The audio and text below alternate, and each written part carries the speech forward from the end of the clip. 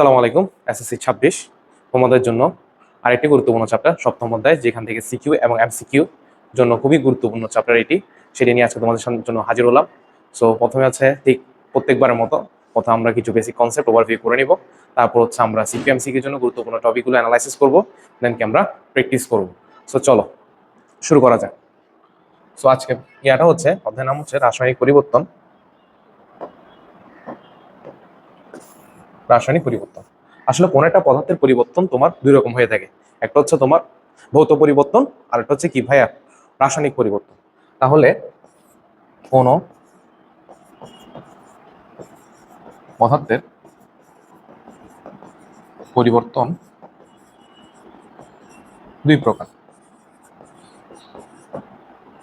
একটা হচ্ছে ভৌত পরিবর্তন, আরেকটা হচ্ছে ভাইয়া রাসায়নিক পরিবর্তন।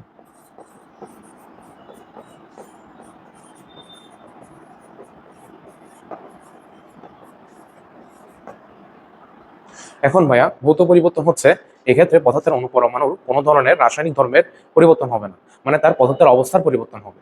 বলতে তোমার মনে করো, যেমন আমরা কি বলে থাকি বরফের আবার তরল রূপ হচ্ছে পানি, ঠিক তেমনি পানির বাষ্প রূপ হচ্ছে, তেমনি পানির বায়বীয় রূপ হচ্ছে জলীয় বাষ্প।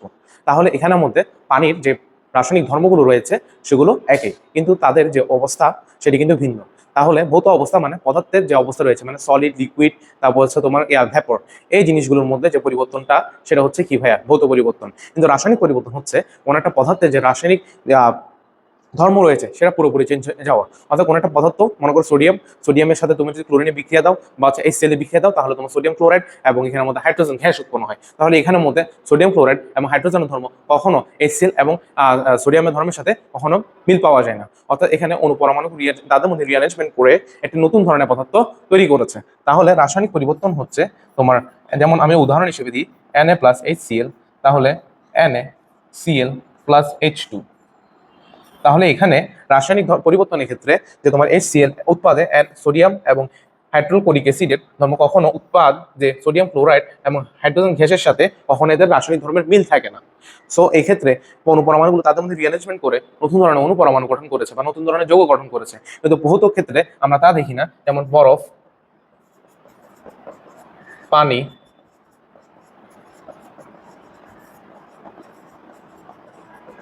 জলীয় বাষ্প, অর্থাৎ এদের বাহ্যিক অবস্থা ভিন্ন হলো, অভ্যন্তরীণ অবস্থা অবশ্যই একই।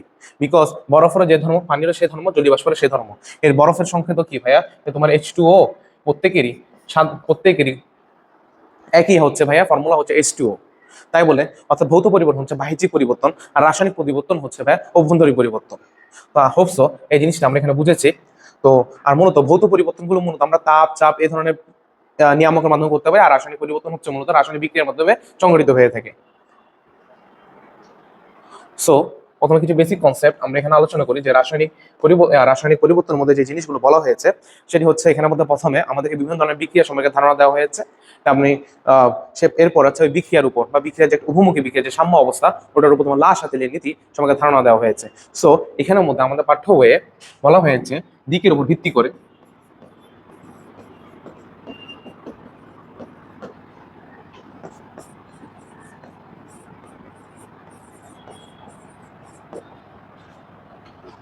বিক্রিয়া, রাসায়নিক বিক্রিয়া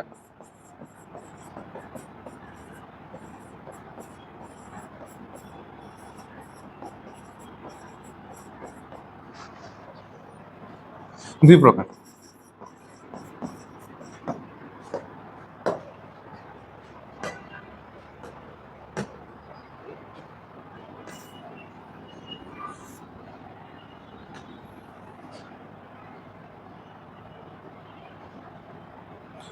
তাহলে ভাইয়া দিকের উপর ভিত্তি করে রাসায়নিক বিক্রিয়া দুই প্রকার, যথা এক, একমুখী বিক্রিয়া,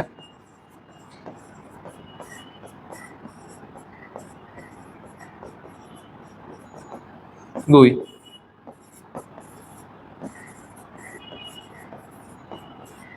উভমুখী বিক্রিয়া।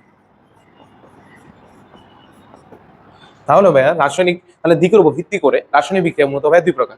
একটা হচ্ছে ভাইয়া একমুখী বিক্রিয়া, আর একটা হচ্ছে কি ভাইয়া দ্বিমুখী উভমুখী বিক্রিয়া।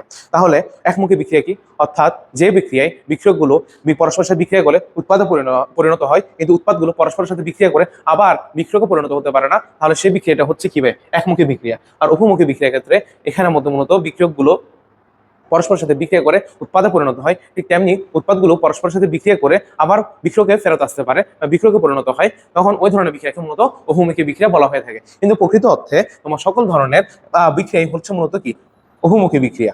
কারণ বহুমুখী বিক্রিয়ার ক্ষেত্রে তুমি যদি কোনো যার যে পশ্চাৎমুখী বিক্রিয়াটা রয়েছে, বহুমুখী বিক্রিয়ার মতো দুইটি দিক রয়েছে। একটা হচ্ছে সম্মুখমুখী বিক্রিয়া,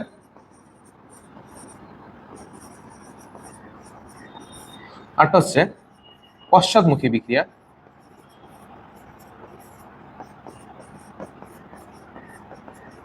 যেমন এখানে আমরা উদাহরণ হিসেবে দেখতে পারি এ এ প্লাস বি বি উৎপাদ হিসেবে সি পরিমাণ সি উৎপন্ন হলো এবং ডি পরিমাণ ডি হলো উৎপন্ন।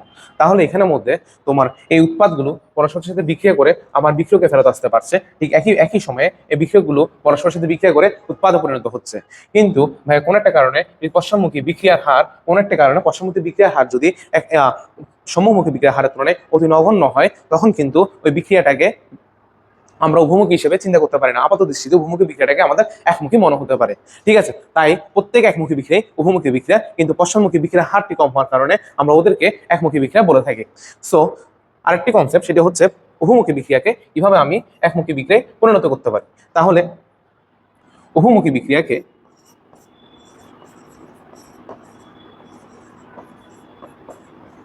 টু একমুখী বিক্রিয়া,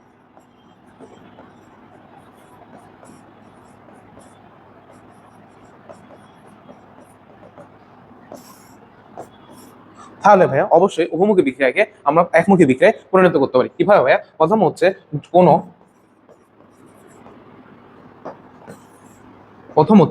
উৎপাদ হতে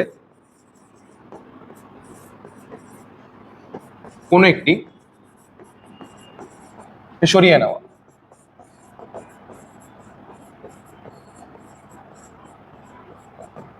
তাহলে কি হবে ভাইয়া?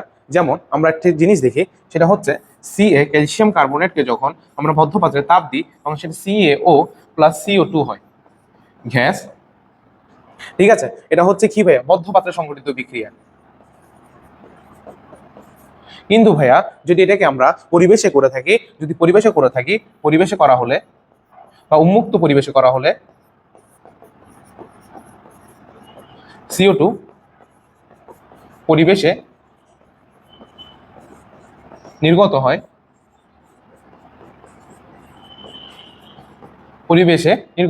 ফলে আবার এখানে কার্বন ডাই অক্সাইড কিন্তু তোমার ক্যালসিয়াম অক্সাইডের সাথে বিক্রিয়া করে আবার ক্যালসিয়াম কার্বন ফরমেট করতে পারে না, তখন ওই উন্মুক্ত পরিবেশে এই বিক্রিয়াটি কিন্তু ভাই কি একমুখী বিক্রিয়ায় পরিণত হয়ে যায়। তারপরে দ্বিতীয় যদি আমি কোন একটা স্টেপের কথা বলি, সেটা হচ্ছে কোন এক প্রকার অধঃক্ষেপণ সৃষ্টি করা। কি ভাইয়া? অধঃক্ষেপ সৃষ্টি করা।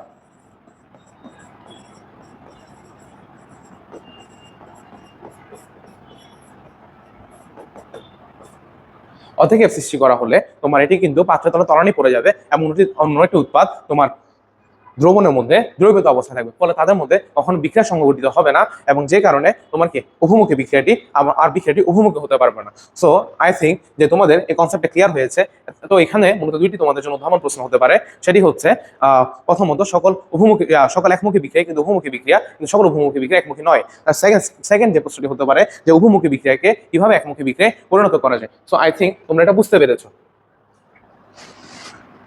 তারপরে এখানে আমাদের যে জিনিসগুলো, সেটি হচ্ছে আরেকটি গুরুত্বপূর্ণ কনসেপ্ট, যে জারণ মানি তিনটি গুরুত্বপূর্ণ কনসেপ্ট এখানে রয়েছে, যেখান থেকে তোমার এমসিকিউ হতে পারে এবং সিকিউ হতে পারে। যেমন হচ্ছে তোমার জারণ সংখ্যা নির্ণয়, জারণ মান নির্ণয়, তারপর হচ্ছে তোমার বিভিন্ন ধরনের বিক্রিয়া কোয়ালিফিকেশন, যেমন রেডক্স, নন রেডক্স। ঠিক তেমনি আরেকটি হচ্ছে মুখোমুখি বিক্রিয়ায় তোমার লাশ হাতের নীতির প্রভাব। সো এখানের মধ্যে যেহেতু আমরা বিক্রিয়া নিয়ে কথা বলছি, সো বিক্রিয়ার আরেকটা প্রভাব আমরা দেখিনি, সেটা হচ্ছে ইলেকট্রন স্থানান্তরের উপর বা ইলেকট্রন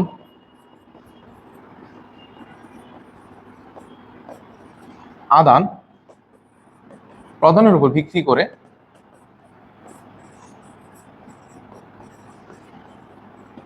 রাসায়নিক বিক্রিয়াগুলো হলো মূলত দুই প্রকার। যেমন ইলেকট্রনের আদান প্রদানের উপর ভিত্তি করে রাসায়নিক বিক্রিয়া মূলত দুই প্রকার। কি ভাইয়া? সেটা হচ্ছে রেডক্স বিক্রিয়া, রেডক্স রিয়েকশন। আরেকটা হচ্ছে ভাইয়া নন রেডক্স,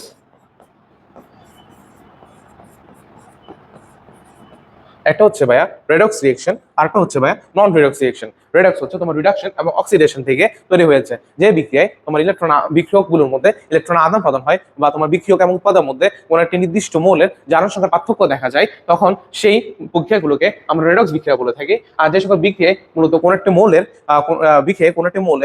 বিক্রিয়কে এবং উৎপাদে জারণ সংখ্যা একই, অর্থাৎ জারণ সংখ্যা কোনো পরিবর্তন হয়নি, আর অর্থাৎ বিক্রিয়কগুলোর মধ্যে কোনো ধরনের ইলেকট্রনের আদান প্রদান হয়নি, তখন ওই বিক্রিয়াগুলোকে আমরা বলে থাকি নন রেডক্স বিক্রিয়া। ঠিক রেডক্স বিক্রিয়াকেও আমরা কয়েকটি কোয়ালিফিকেশনে ডিভাইড করতে পারি। রেডক্স রিয়েকশন, ঠিক ভাইয়া একইভাবে আমি যদি বলি রেডক্স রিয়েকশনের ক্ষেত্রে কয়েকটি বিক্রিয়া আমরা দেখতে পারি। সেটা হচ্ছে ভাইয়া সংযোজন বিক্রিয়া,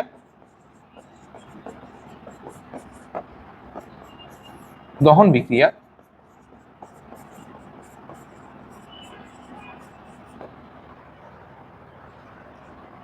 সংযোজন বিক্রিয়া, দহন বিক্রিয়া এবং আরো কিছু এর প্রকারভেদ রয়েছে। ঠিক তেমনি সংযোজন বিক্রিয়ার মধ্যে কিন্তু আরেকটি রয়েছে, সেটা হচ্ছে সংশ্লেষণ বিক্রিয়া।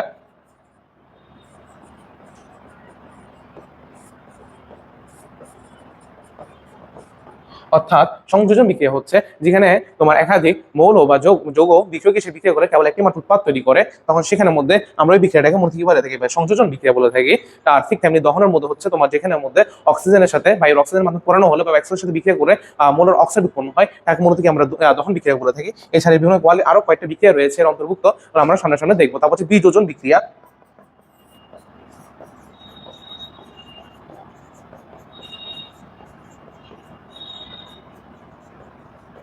বিযোজন বিক্রিয়া। তাহলে ভাইয়া বিযোজন বিক্রিয়ার ক্ষেত্রে কি হয়? বিক্রিয়ক একটা কিন্তু উৎপাদন অনেকগুলো, অর্থাৎ কোনো একটি পদার্থ তাপীয় বিয়োজন বা যে কোনো মাধ্যমে বিযোজিত হয়ে একাধিক মৌল বা যৌগে পরিণত হয়, এবং সেই বিক্রিয়াটাকে আমরা বলে থাকি ভাইয়া বিযোজন বিক্রিয়া।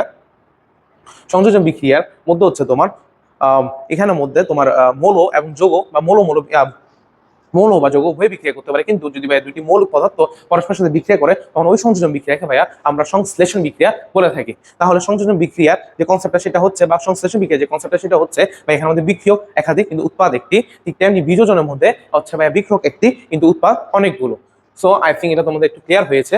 তো আরেকটি আমরা কোয়ালিফিকেশন দেখিনি, সেটি হচ্ছে ভাইয়া তাপ উৎপাদনের উপর ভিত্তি করে বা শোষণের উপর ভিত্তি করে, বা বলতে হয় তাপের উপর ভিত্তি করে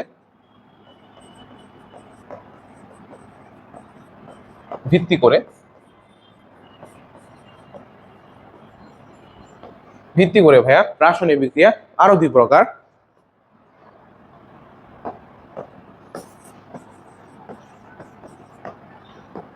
তারা হলো তাপোৎপদী, আরটা হচ্ছে ভাইয়া তাপহারী। তাহলে ভাইয়া যে সকল রাসায়নিক বিক্রিয়াগুলো বিক্রিয়া করে এবং সেই উৎপাদের পাশাপাশি পরিবেশে তাপ নির্গত হয়, অর্থাৎ তাপ শক্তি উৎপন্ন হয়, সেই সকল বিক্রিয়াগুলোকে আমরা মূলত তাপোৎপদী বিক্রিয়া বলে থাকি।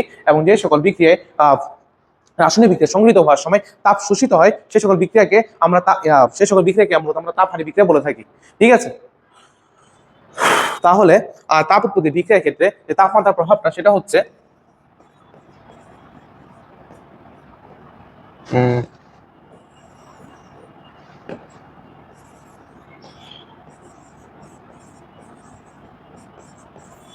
তাপ পদ্ধতির ক্ষেত্রে হচ্ছে তাপমাত্রা বাড়ালে বা তাপ শক্তি প্রদান করলে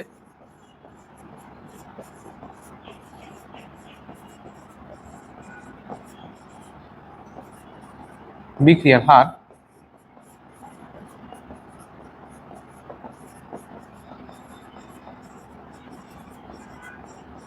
বিক্রিয়া হার ভাইয়া কমে যায়। তাপ উৎপত্তি বিক্রিয়ার ক্ষেত্রে ভাই তুমি যে তাপমাত্রা রেইজ করো বা তাপমাত্রা বাড়িয়ে দাও বা তাপ শক্তি প্রদান করো, তখন ভাই বিক্রিয়া হার কমে যায়। অনেকে এটাতে কনফিউশনে চলে যাও, বিকজ এর কনফিউশন যাও খুবই কোনো কারণে, বিকজ তাপ উৎপত্তি বিক্রিয়া অলরেডি ভাইয়া তাপ উৎপন্ন হচ্ছে, সেই সাথে পরিবেশ আরো গরম, শেষে তুমি যে আরো তাপ প্রয়োগ করতে থাকো, তাহলে এটা হলো না। আর তাপ হারি বিক্রিয়ার ক্ষেত্রে তুমি যে তাপমাত্রা বাড়িয়ে দাও, তাপ হারির জন্য অবশ্যই তাপ লাগবে, তাপ শোষিত হবে, সেক্ষেত্রে তুমি যে আরো তাপ দাও, তখন এক্ষেত্রে তোমার বিক্রিয়ার হার অবশ্যই বেড়ে যাবে। তাপ উৎপত্তি বিক্রিয়ার ক্ষেত্রে আমরা জানি বিক্রিয়া তাপ মানে ডেল এইচ হচ্ছে তোমার নেগেটিভ। আর যদি তাপ হারি বিক্রিয়ার ক্ষেত্রে বলি, তাপ হারি হচ্ছে তাপ উৎপত্তির উল্টো, সেটা হচ্ছে মানে ডেল এইচ মান হচ্ছে পজিটিভ। তাহলে আমরা মূলত তাপ উৎপত্তি বিক্রিয়া ডেল এইচ এর মান অর্থাৎ বিক্রিয়া তাপের মান নেগেটিভ পেয়ে থাকি, সেই সাথে তাপ হারি বিক্রিয়ায় তোমার বিক্রিয়া তাপের মান পজিটিভ পেয়ে থাকি। ঠিক তেমনি রাসায়নিক বিক্রিয়া লেখার সময় আমরা কিছু জিনিস কনসার্ন থাকবো বা যে সকল বিষয় লক্ষ্য থাকবো। যদি মনে করো A plus B plus C, sorry A plus B হয়ে তোমার সি প্লাস ডি হয়েছে, এবং এখানে দেখো ভাইয়া যদি এখানে তোমার টেম্পারেচার লেখা থাকে, কি ভাইয়া সরি তাপ লেখা থাকে, যদি এভাবে তাপ লেখা থাকে বা তাপের মান দেওয়া থাকে, অর্থাৎ এখানে উৎপাদে তোমার রাসায়নিক পদার্থের পাশাপাশি তাপও রয়েছে, অর্থাৎ তাপ উৎপন্ন হচ্ছে, ফলে এটিকে তাপ উৎপত্তি বিক্রিয়া। বা এটাকে আমরা এভাবে লিখতে পারি যে পক্ষান্তর কনসেপ্ট দিয়ে এ প্লাস বি মাইনাস তাপ, এই তাপ শক্তির মানটা দেওয়া থাকে, এমন সি প্লাস ডি হচ্ছে, তখন এটা হচ্ছে ভাইয়া তাপ উৎপত্তি। তা এই দুইটা হচ্ছে ভাইয়া তাপ উৎপত্তি। আর এভাবে যদি লেখা থাকে আহ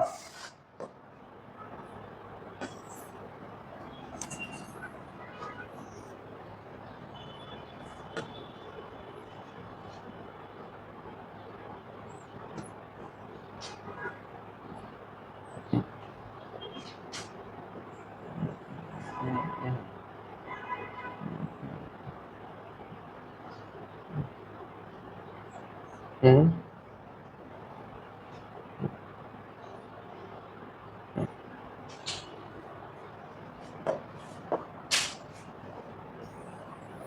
আর যদি ভাইয়া এ প্লাস বি প্লাস হতে সি প্লাস ডি উৎপন্ন হলো এবং ডেল এইচ দিয়ে তোমার নেগেটিভ ভ্যালু দেওয়া আছে, তখন আমরা জানি এটা হবে ভাই তাপ উৎপত্তি।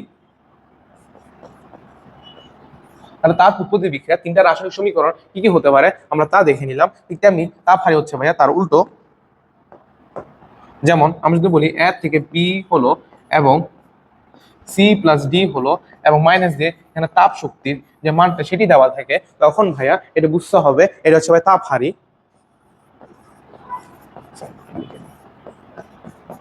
ঠিক তেমনি ভাই এখানের মধ্যে এ প্লাস বি বিক্রিয়কের সাথে যদি তাপ শক্তি পজিটিভ আকারে থাকে, তখন আমরা তাকে বলি সি প্লাস ডি, তখন এখানের মধ্যে এটাও ভাইয়া তাপ হারি রিয়েকশন। ঠিক তেমনি ভাইয়া A plus B C plus D এবং বিক্রিয়ার তাপের মান পজিটিভ থাকে, তখনও ভাইয়া আমরা তাপ হারি, এটা হচ্ছে কি ভাই তাপ হারি বিক্রিয়া। তাহলে এখানের মধ্যে হচ্ছে কি যে আমরা কিভাবে তাপ হারি এবং তাপ উৎপত্তি বিক্রিয়া আর কেমিক্যাল ইকুয়েশনটা রয়েছে বা রাসায়নিক সমীকরণটা রয়েছে এবং কিভাবে এটা লেখা হয় তা দেখে নিলাম, বিকজ এটা আমাদের উদ্দীপকে খুবই কাজে দিবে। সো প্রথম হচ্ছে আমরা রাসায়নিক বিক্রিয়া প্রকারভেদ গুলো দেখে নিলাম, যে দিকের উপর ভিত্তি করে, তারপর ইলেকট্রন আদান প্রদানের উপর ভিত্তি করে, তারপর তাপ উৎপন্ন হওয়ার উপর ভিত্তি করে। তাহলে এবার আরেকটি কনসেপ্ট আমরা দেখে নিই, সেটি হচ্ছে লা সাথে লিয়ার নীতি। এই অধ্যায়ের সবচেয়ে ইম্পর্টেন্ট টপিক, যেখান থেকে অবশ্যই তোমরা একটা সিকিউ তো পাবে, জাস্ট এই টপিক দিয়ে তোমরা একটা সিকিউ পাবে। ঠিক একইভাবে যেহেতু তোমার সিলেবাস একটু সংক্ষিপ্ত, তাহলে এই অধ্যায়তে তোমাদের দুইটাও সিকিউ হতে পারে। লা সাথে নীতি কি বলেছে, মানে কোন একটা বিক্রিয়ার যে সাম্য অবস্থার সেটা নিয়ামক হচ্ছে তাপমাত্রা, চাপ, ঘনমাত্রা। এবং যদি আমরা তাপ, চাপ, ঘনমাত্রা, সাম্য অবস্থার এই সকল নিয়ামকগুলো পরিবর্তন করে থাকি, তাহলে সাম্য অবস্থা এমন ভাবে পরিবর্তন হবে যেন সাম্য অবস্থা নিয়ামকের পরিবর্তনগুলো মানে তাপ, তাপমাত্রা, চাপ, ঘনমাত্রা, এগুলো পরিবর্তনের যে ফলাফল সেটি প্রশমিত হয়ে থাকে। তাহলে এখানের মধ্যে হচ্ছে কি ভাইয়া সাম্য অবস্থা,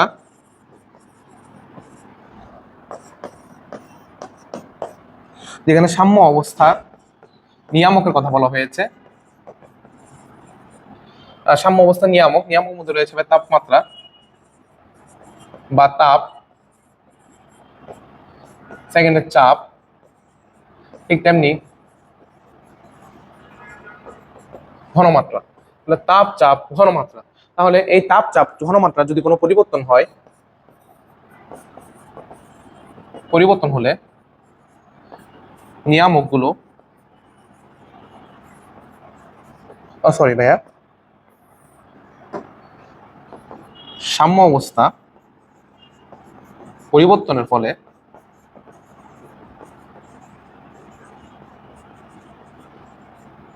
কি হয় ভাইয়া, নিয়ামকের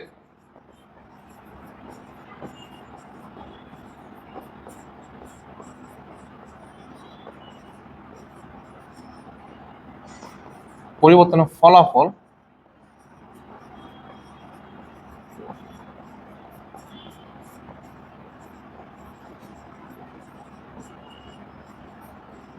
প্রশমিত হয়। তাহলে ভাইয়া লাস্ট সাথে যে কনসেপ্টটা সেটা হচ্ছে তোমাদের সাম্য অবস্থা নিয়ামক তাপমাত্রা বা চাপ ঘনমাত্রা এবং এগুলো পরিবর্তন করলে বিক্রিয়ার সাম্য অবস্থা পরিবর্তনের এমন ভাবে পরিবর্তিত হয় যে নিয়ামকের পরিবর্তনের ফলাফল প্রশমিত হয়। আর একটি কথা মনে রাখবে, সাম্য অবস্থা বিক্রিয়ার সাম্য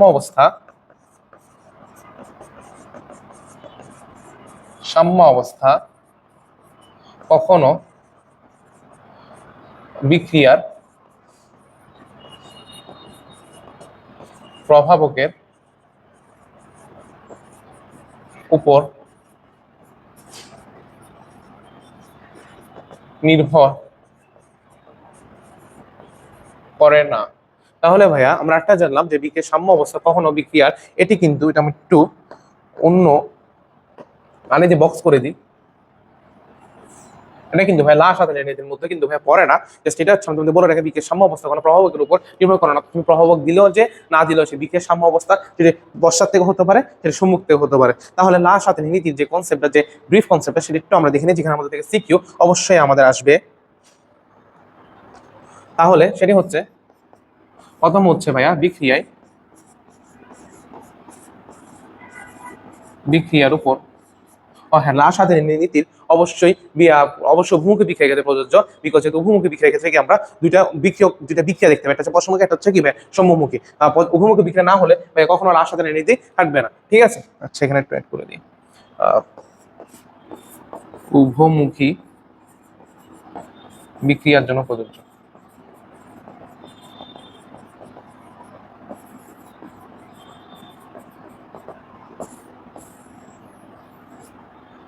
বহুমুখী বিক্রিয়ার জন্য প্রযোজ্য। তাহলে ভাইয়া বিক্রিয়ার উপর বহুমুখী তাপ বা তাপমাত্রার প্রভাব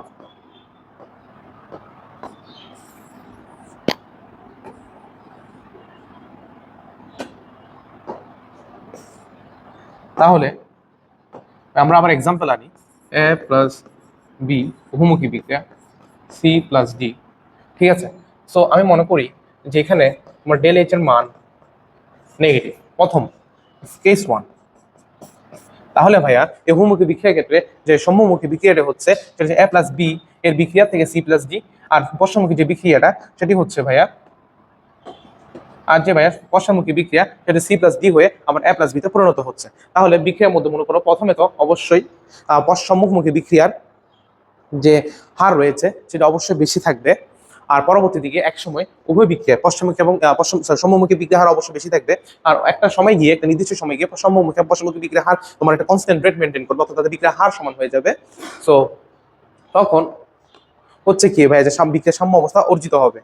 ঠিক আছে, সো এখানের মধ্যে বিক্রিয়ার যে সাম্য অবস্থা অর্জিত হবে তার রিলেটেড একটা গ্রাফ আমরা দিয়ে থাকি, সেটা হচ্ছে ভাই এইভাবে বিক্রিয়কের ঘনমাত্রা কমছে, ঠিক তেমনি ভাবে কি ভাই বিক্রিয়ক উৎপাদের ঘনমাত্রা বাড়ছে। এটি হচ্ছে উৎপাদ, আর এটা হচ্ছে বিক্রিয়কের হার, বিক্রিয়ার হার।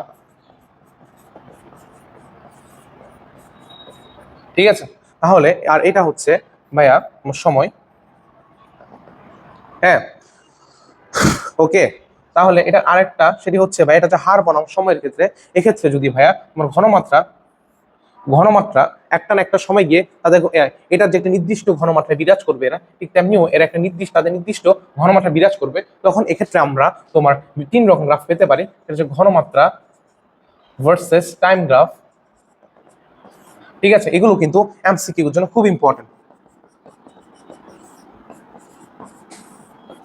আমাদের জন্য কিন্তু এগুলো এমসিকিউ এর জন্য খুবই ইম্পর্টেন্ট। তাহলে এখানের মধ্যে প্রথম মনে একটা বিক্রিয়কের ঘনমাত্রা এবং উৎপাদের ঘনমাত্রা, যেখানে কিন্তু দুটোটা সমান। বিক্রিয়কের ঘনমাত্রা এটি হচ্ছে ভাইয়া উৎপাদের ঘনমাত্রা, আর এখানে হচ্ছে ভাইয়া টাইম, এখানে হচ্ছে তোমার ঘনমাত্রা। এক ওয়াই এক্সিস বরাবর হচ্ছে আমার ঘনমাত্রা, এক্স এক্সিস বরাবর হচ্ছে আমার টাইম। এটা হচ্ছে ভাই কেস ওয়ান, ঘনমাত্রা বনাম টাইমের ক্ষেত্রে যেখানে উৎপাদ এবং বিক্রয়ের ঘনমাত্রা সমান হয়ে গিয়েছে, ঠিক তেমনি ভাবে এখানে করি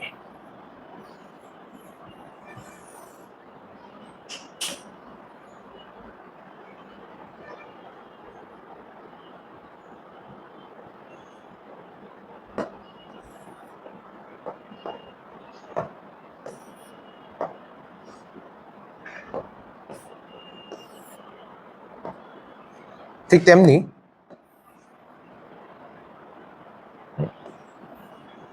ঘনমাত্রা রিলেটেড গ্রাফ একটু বড় করে দিয়ে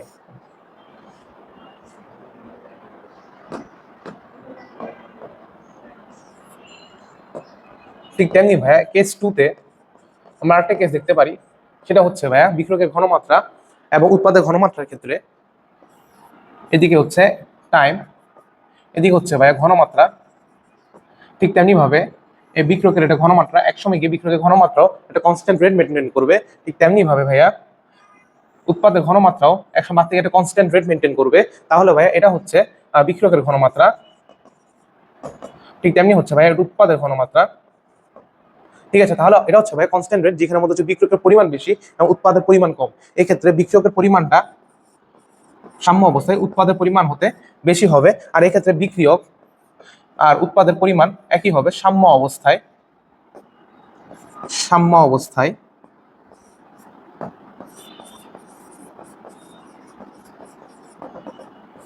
সাম্য অবস্থায় ভাই এখানে বিক্রয়ের ঘনমাত্রা আর উৎপাদের ঘনমাত্রা যেহেতু সেম হচ্ছে এবং তারা একই আয়তনে রয়েছে, তাই বলে ভাই এখানে বিক্রয় এবং উৎপাদের পরিমাণ একই হবে। আর এই ক্ষেত্রে কেস টুর ক্ষেত্রে বিক্রয়ের ঘনমাত্রা উৎপাদের ঘনমাত্রা থেকে সাম্য অবস্থায় বেশি হবে, অর্থাৎ এই ক্ষেত্রে বিক্রয়ের পরিমাণ উৎপাদের পরিমাণ থেকেও ভাই বেশি হবে। ঠিক তেমনি থার্ড কেসটা, কেস থ্রির ক্ষেত্রে যে জিনিসটা আমরা দেখতে পারি সেটি হচ্ছে ভাইয়া এক্স এক্সিস বরাবর আমার টাইম নিব, ঠিক তেমনি ওয়াই এক্সিস বরাবর আমরা ঘনমাত্রা নিব। এখানে হচ্ছে ভাই আমাদের সময়। উৎপাদের ঘনমাত্রা বাড়তে বাড়তে একসময় কনস্ট্যান্ট রেট মেনটেন করবে, ঠিক তেমনি ভাইয়া বিক্রয়ের ঘনমাত্রা কমতে কমতে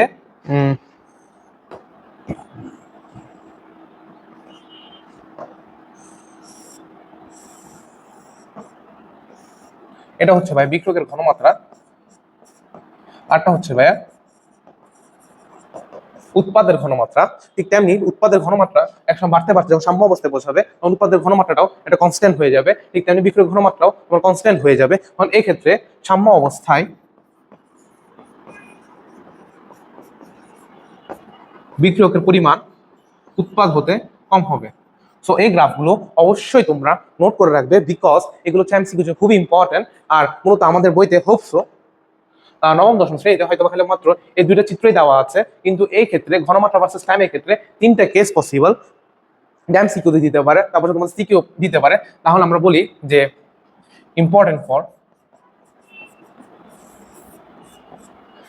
এমসিকিউ। এমসিকিউ আমরা পড়তেছিলাম আসলে তাপমাত্রার কনসেপ্ট বা তাপের কনসেপ্ট। সো আমি মনে করলাম যে না, সেগুলো দেখিয়ে দেওয়া ভালো, যেহেতু এখন সিলেবাস ছোট, তাই বলে হয়তো এরকম কনসেপ্ট স্যাররা প্রশ্ন করতে পারে। সো হোপ সো এটা তোমরা বুঝবে। তাহলে এবার আমরা আমাদের মেন কনসেপ্টে চলে আসি, সেটি হচ্ছে তাপমাত্রা, তাপ বা তাপমাত্রার প্রভাব।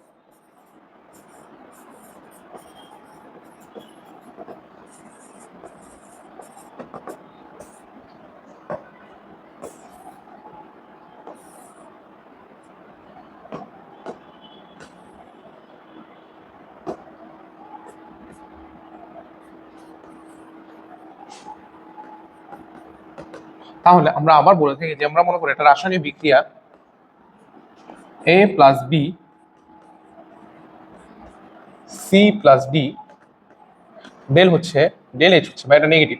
ডেল এইচ নেগেটিভ মানে অবশ্যই বিক্রিয়াটি তাপ উৎপত্তি বিক্রিয়া, মানে এটা সম্মুখী বিক্রিয়া, এটা তোমার তাপ উৎপত্তি, তাহলে তোমার অবশ্যই পশ্চাৎমুখীটা তোমার তাপ হারি বিক্রিয়া হবে। ঠিক তেমনি এখানের মধ্যে যদি আমরা তোমার তাপ তাপ তাপ প্রয়োগ করি বা তাপমাত্রা বাড়াই, তাহলে সম্মুখমুখী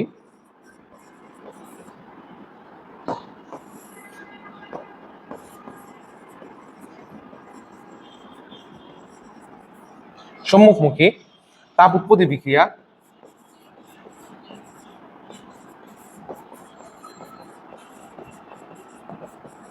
বিক্রিয়ার হার হ্রাস পাবে। ঠিক আছে, যদি আমি তাপ বাড়াচ্ছি তাহলে অলরেডি এটা তাপ উৎপত্তি বিক্রিয়া, পরিবেশে তাপ উৎপন্ন হচ্ছে বা তাপমাত্রা আমরা বাড়িয়ে দিচ্ছি, বা সেই সাথে পরিবেশে তাপমাত্রা তাপ উৎপন্ন হচ্ছে সেটা আমি আরো বাড়িয়ে দিচ্ছি, তাহলে অবশ্যই তোমার তাপ উৎপত্তি বিক্রিয়া অর্থাৎ সম্মুখী বিক্রিয়ার হার হ্রাস পাবে। আর যেহেতু পশ্চাৎমুখী বিক্রিয়া তোমার ভাই তাপ হারি বিক্রিয়া, তাই বলে পশ্চাৎমুখী বিক্রিয়া তাপ শোষিত হবে এবং পশ্চাৎমুখী বিক্রিয়া তোমার পশ্চাৎমুখী বিক্রিয়া হার হ্রাস পাবে, পশ্চাৎমুখী বিক্রিয়া হার বৃদ্ধি পাবে। ফলে তোমার সাম্য তোমার ডান হতে বাম দিকে সরে যাবে। ফলে ভাই সাম্য অবস্থা কোথায় হবে? ডান থেকে বাম দিকে সরে যাবে, অর্থাৎ উৎপাদের পরিমাণ হ্রাস পাবে কিন্তু বিক্রিয়কের পরিমাণ বৃদ্ধি পাবে। ঠিক তেমনি ভাবে যদি তোমার সম্মুখী বিক্রিয়াটি তাপ হারি বিক্রিয়া হতো, তাহলে আমরা যদি তোমার তাপমাত্রা বাড়াতাম তখন এক্ষেত্রে তখন এক্ষেত্রে তোমার সম্মুখী বিক্রিয়ার হার বেড়ে যেত, যেহেতু সম্মুখী বিক্রিয়ার তাপ হারি বিক্রিয়া এবং উৎপাদের পরিমাণ বেড়ে যেত, বিক্রিয়কের পরিমাণ কমে যেত, সাম্য বাম হতে ডান দিকে সরে যেত। ঠিক আছে, তাহলে আমরা তাপমাত্রার প্রভাবটা বুঝে নিয়েছি। সে সাথে এবার আসি আমরা হচ্ছে ভাইয়া চাপের প্রভাব।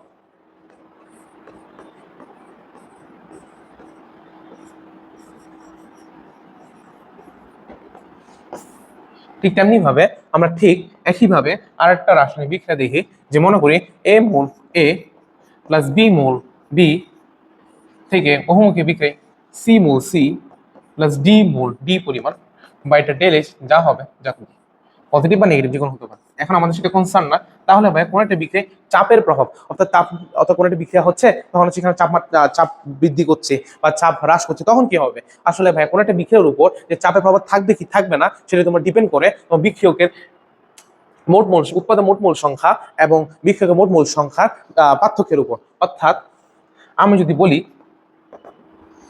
যে ডেল অফ সাবস্ট্রেট লিখলাম, সেটা হচ্ছে এ প্লাস বি এবং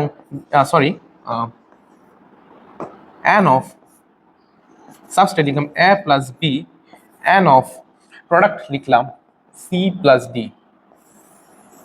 এখন যদি ভাইয়া তোমার n ডেল n অর্থাৎ n মাইনাস এন পি লিখলাম, ঠিক আছে, এটা হচ্ছে যেটা বড় হবে তাকে আমরা তার থেকে মাইনাস করবো। এস এর অর্থ হচ্ছে n of S n of P. ঠিক আছে, যদি পি বড় হয় তাহলে পি থেকে এস মাইনাস এস বড় হয় এস থেকে পি মাইনাস হবে। ঠিক আছে, তাহলে যদি এখানে del n is equal to 0 হয় তখন চাপের কোনো প্রভাব নেই, চাপের কোনো প্রভাব নেই। কিন্তু যদি del n not equals to 0 হয় এবং n is greater than np হয়, তাহলে ভাইয়া চাপ বাড়ালে হচ্ছে ভাইয়া সবসময় মনে রাখবা, চাপ বাড়ালে সবসময় অপোজিটটা হয়। চাপ বাড়ালে হচ্ছে ভাইয়া যেখানে কম মূল সংখ্যা থেকে বেশি মূল সংখ্যা থেকে কম মূল সংখ্যার দিকে সাম্য অবস্থা ধাবিত হয়। অর্থাৎ এক্ষেত্রে তোমার সম্মুখী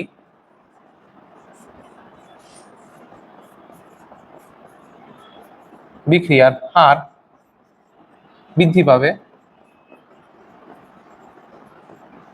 ভাইয়া এটা তো জাস্ট আমি একটা আইডিয়াল কেস ধরে করলাম। যদি তোমার সম্মুখ এখানের মধ্যে এখানের মধ্যে যদি তোমার ডেল আছে তাও দেখিনি, সেটা হচ্ছে ভাই N S greater than less than n P হয়, তখন হচ্ছে ভাইয়া চাপ বাড়ালে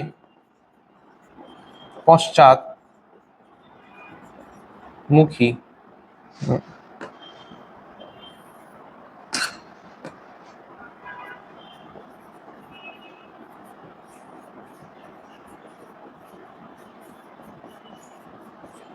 বিক্রিয়া বৃদ্ধি পাবে, অর্থাৎ বিক্রিয়ার হার বেড়ে যাবে। অর্থাৎ সবচেয়ে সোজা কথা হলো, আমরা যদি চাপ বাড়াই তাহলে যেখানে মূল সংখ্যা বেশি সেখান থেকে সাম্য অবস্থা কম মূল সংখ্যার দিকে যাবে, আর যেখানে চাপ কমায় তাহলে যেখানে চাপ কম সেখান থেকে সাম্য অবস্থা বেশি চাপের দিকে ধাবিত হবে। তাহলে এখানে যে আমাদের ইম্পর্টেন্ট টপিক সেটা আমরা চাপের যে জিনিস কনসেপ্টটা সেটা আমরা দেখে নিলাম। তাহলে এবার আরেকটি লক্ষ্য করা যায়, সেটি হচ্ছে ঘনমাত্রার প্রভাব।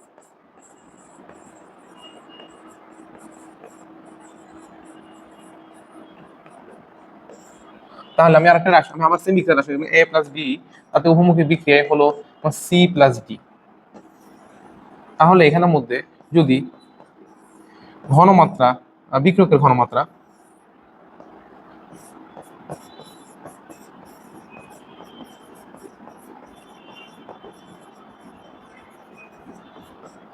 যদি বিক্রিয়কের ঘনমাত্রা আমি বাড়িয়ে দিই তাহলে সম্মুখী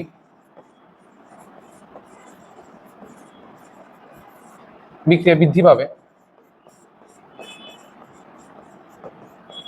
মানে বিক্রিয়ার হার বাড়বে। ঠিক তেমনি আমি যদি উৎপাদের ঘনমাত্রা বাড়িয়ে দিই তাহলে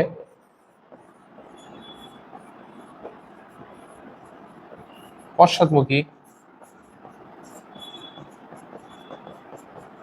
বিক্রিয়া বৃদ্ধি পাবে। ঠিক আছে, তাহলে অর্থাৎ সাম্য তোমার বাম থেকে ডান দিকে সরে যাচ্ছে ফার্স্ট কেসে, আর সেকেন্ড কেসে সাম্য ডান দিকে তোমার বাম দিক থেকে সরে যাচ্ছে। তো আশা করি এখানে যে ইম্পর্টেন্ট টপিকগুলো রয়েছে আমাদের সেগুলো আমরা কভার করে ফেলেছি। জাস্ট আমাদের আরেকটি ইম্পর্টেন্ট টপিক, সেটি হচ্ছে ভাই জারণ সংখ্যা নির্ণয় বা জারণ মান নির্ণয়। তাহলে হেডিংটা দিয়ে দিই, সেটি হচ্ছে ভাই জারণ মান নির্ণয়।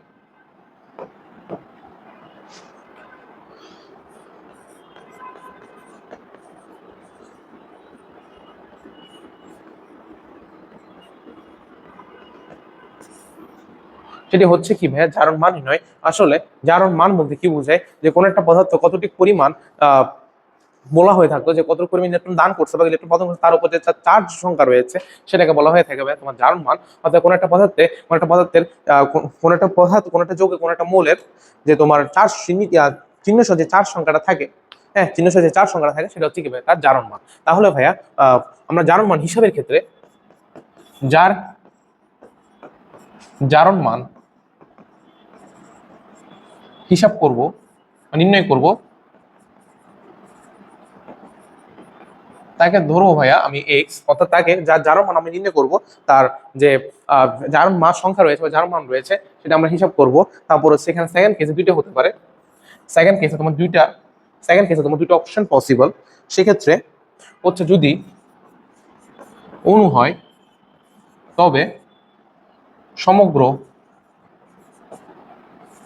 চার্জ এর মান হবে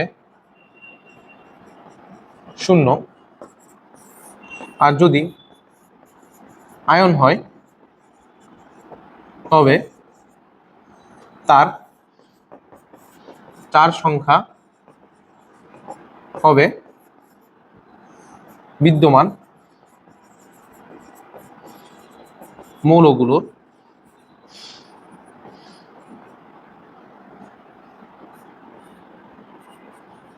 জারণ সংখ্যার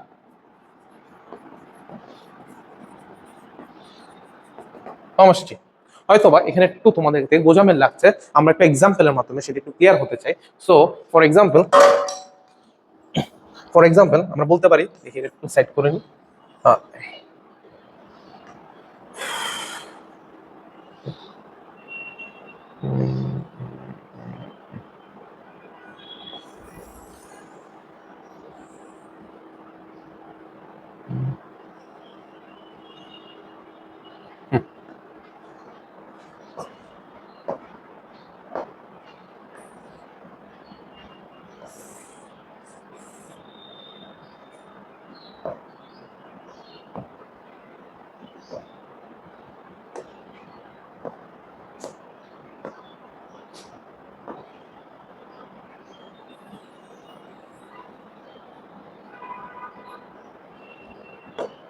ঠিক তেমনি আমরা আরেকটা জিনিস লক্ষ্য করি যে জারণ মান নির্ণয়।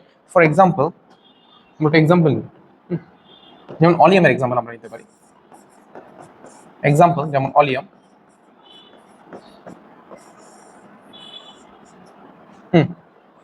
তাহলে ভাইয়া এখানে যে অলিয়ামের ক্ষেত্রে যেমন কিছু জিনিস জারণ সংখ্যা যেমন আমাদের জানা থাকতে হবে, যেমন অক্সিজেনের হচ্ছে ভাইয়া -2, হ্যাঁ যে রেগুলার বা মনে করো সচরাচর যে অক্সাইডগুলো রয়েছে সেখানে সুপার অক্সাইডে বা মনে করো পার অক্সাইডে, সুপার অক্সাইড হচ্ছে -1 এবং পার অক্সাইড হচ্ছে কি -1। সেগুলো আমাদের একটু জানা থাকতে হবে। আর যে হাইড্রোজেনের ক্ষেত্রে বেশিরভাগ ক্ষেত্রে হাইড্রোজেন অধাতুর সাথে যুক্ত থাকে, অধাতু পরমাণুর সাথে যুক্ত থাকে, তখন হাইড্রোজেনের যে জারণ সংখ্যা রয়েছে বা জারণ মান রয়েছে সে সঙ্গে পজিটিভ হয়ে থাকে। তাহলে মনে করি এখানে সালফারের জারণ মান প্রথমে জানতে চেয়েছে, তাহলে আলটিমেটলি আমি যে সালফারের জারণ মান নির্ণয় করতে চাই, তাহলে আমি বলবো সালফারের একটা সালফারের জারণ মান বা জারণ সংখ্যা হচ্ছে এক্স, তার ভাইয়া একটি sulphur.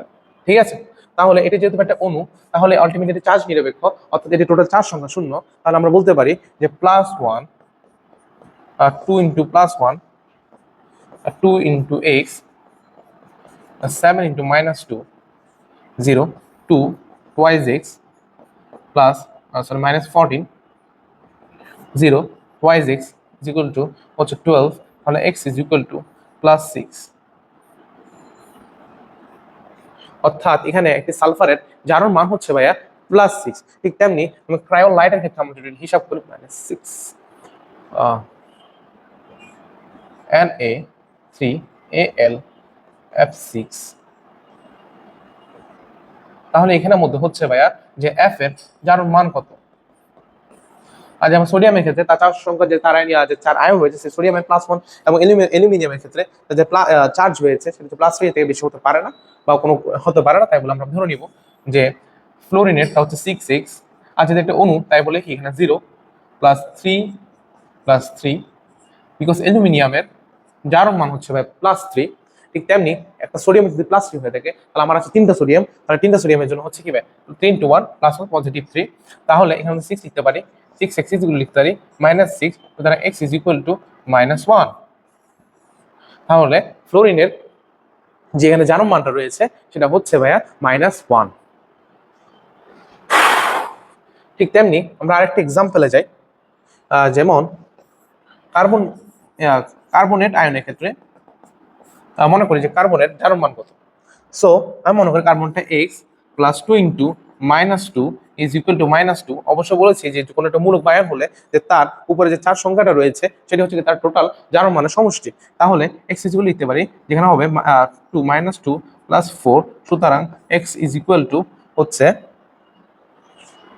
2 2 x is equal two হচ্ছে ভাইয়া 2 পজিটিভ। ঠিক আছে, তাহলে ভাইয়া কার্বনের এখানে যার মান হচ্ছে ভাইয়া পজিটিভ 2, তাহলে সেই সাথে তোমার সালফেটেরও বের করতে পারো বা এরকম বের করতে পারো। তাহলে আলটিমেটলি কয়েকটি জিনিস আমাকে মনে রাখতে হবে, সেটা হচ্ছে যে ফ্লোরিনের ক্ষেত্রে যে যার মান তার কখনো -1 ছাড়া কখনো পসিবল না, কিন্তু অন্যান্য তোমার হ্যালোজেন যেমন Cl, তারপর হচ্ছে তোমার I, তারপর হচ্ছে তোমার ব্রোমিন, তাহলে এদের ক্ষেত্রে কিন্তু ভাইয়া তোমার যার সঙ্গে যেমন -1 পসিবল, ঠিক তেমনি ভাইয়া তাদের ক্ষেত্রে +7ও পসিবল। কিন্তু ভাই ফ্লোরিনের ক্ষেত্রে তোমার যার মান হচ্ছে একটি। অবশ্যই এটা মনে রাখবে, ইম্পর্টেন্ট জিনিস, ফ্লোরিনের জারণ মান কেবল একটি। আচ্ছা, এটা আমি অন্য পেজে লিখি। ফ্লোরিনের জারণ মান কেবল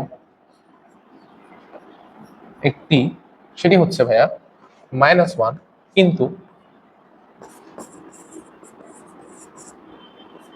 ক্লোরিন, ব্রোমিন, আয়োডিন, অ্যাসেটাইন এদের ক্ষেত্রে ভাইয়া জারণ মান +7 টু -1 হতে পারে। অর্থাৎ এতে পরিবর্তনশীল জারণ মান রয়েছে, ফ্লোরিনের জারণ মান কেবল একটি। ঠিক তেমনি ভাবে আরেকটি ইম্পর্টেন্ট নোট, সেটি হচ্ছে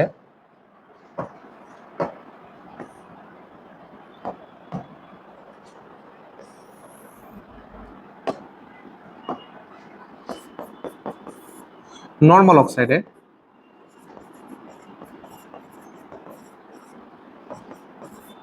অক্সিজেনের অক্সিডেশন নাম্বার মানে জারণ সংখ্যা হচ্ছে ভাইয়া -2, কিন্তু ইন কেস অফ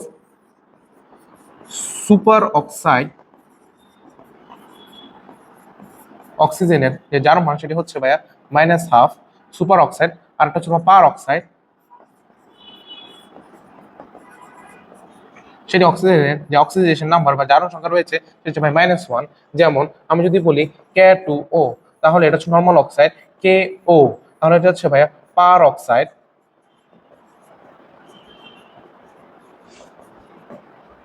আর ভাইয়া KO2 তাহলে এটা হচ্ছে ভাইয়া super oxide.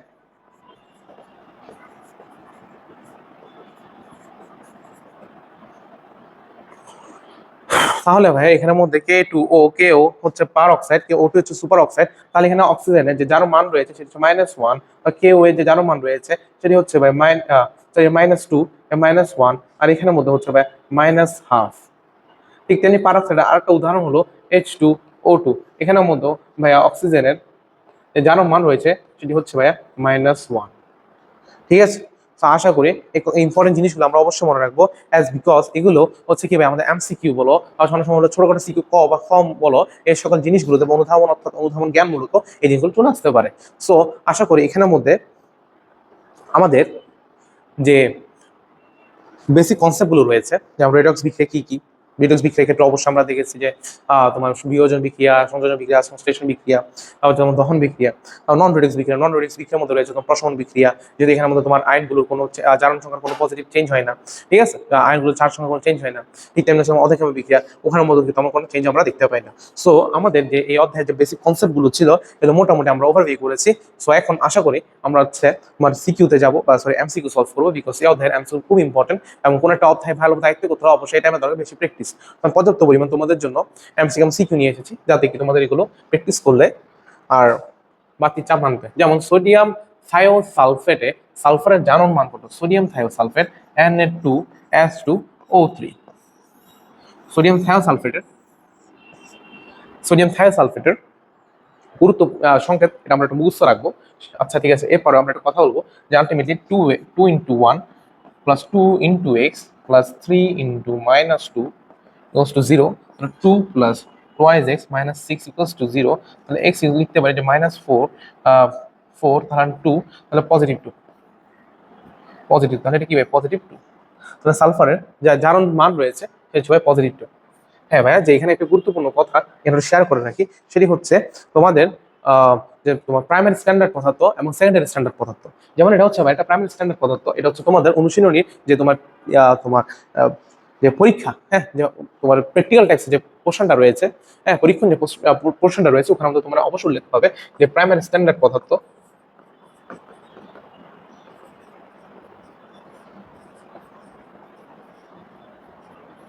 Primary standard product মানে যাদেরকে হচ্ছে তোমার এদের ক্যারেক্টারিস্টিক গুলো কি কি ভাইয়া? প্রকৃতিতে বিশুদ্ধ অবস্থায় পাওয়া যায়,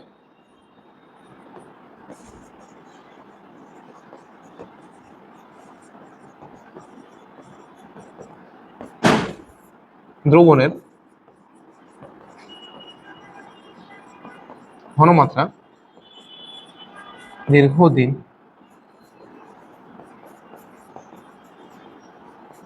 অপরিবর্তিত থাকে,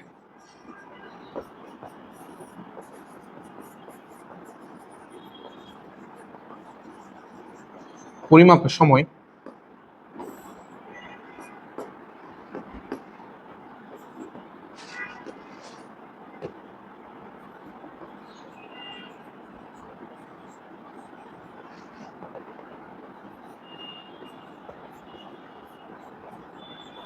রাসায়নিক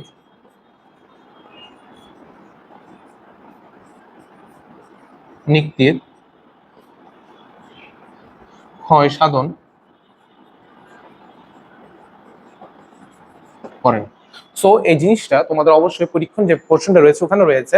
সো আমাদের সময় যে বিভিন্ন কলেজে এগুলো আসতে দেখা যেত বা বোর্ড পরীক্ষা একবার এসেছে, সো এটা তোমাদের জন্য ইম্পর্টেন্ট হতে পারে। কিন্তু এক্সাম্পল হচ্ছে তাহলে আমরা এটা দেখে ফেলেছি K2Cr2O7 Na2CO3 এটসেট্রা, এরকম অনেকগুলো প্রাইমারি স্ট্যান্ডার্ড পদার্থ রয়েছে।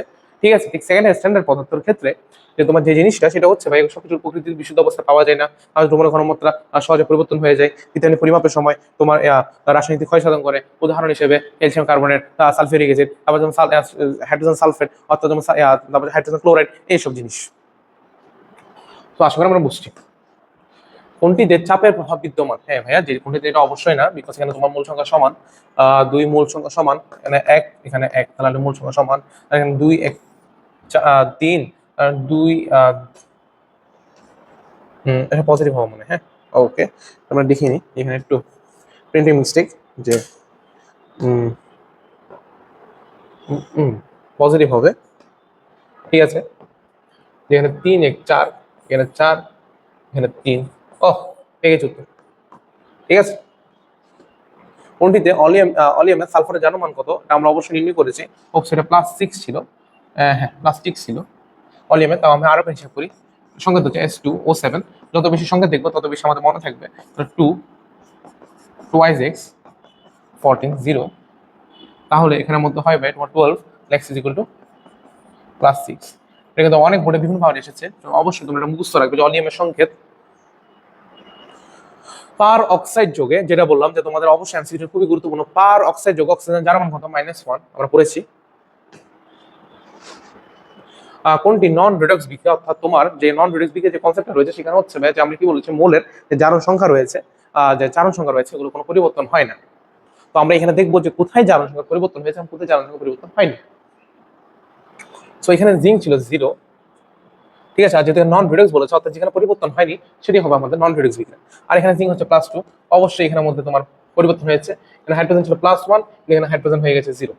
ঠিক তেমনি এখানের মধ্যে যে ক্লোরিন ছিল 0, বাট এখানের মধ্যে ক্লোরিনের আমরা দেখতে পাচ্ছি ফরমেশন হচ্ছে -1 এ। এটা ছিল ফেরাম ছিল +2 এবং এটা হয়ে গেছে ফেরিক আয়ন +3। হ্যাঁ অবশ্যই এটা একটা জিনিস মনে রাখবে, F2+, এটাকে বলে থাকি আমরা ফেরাস,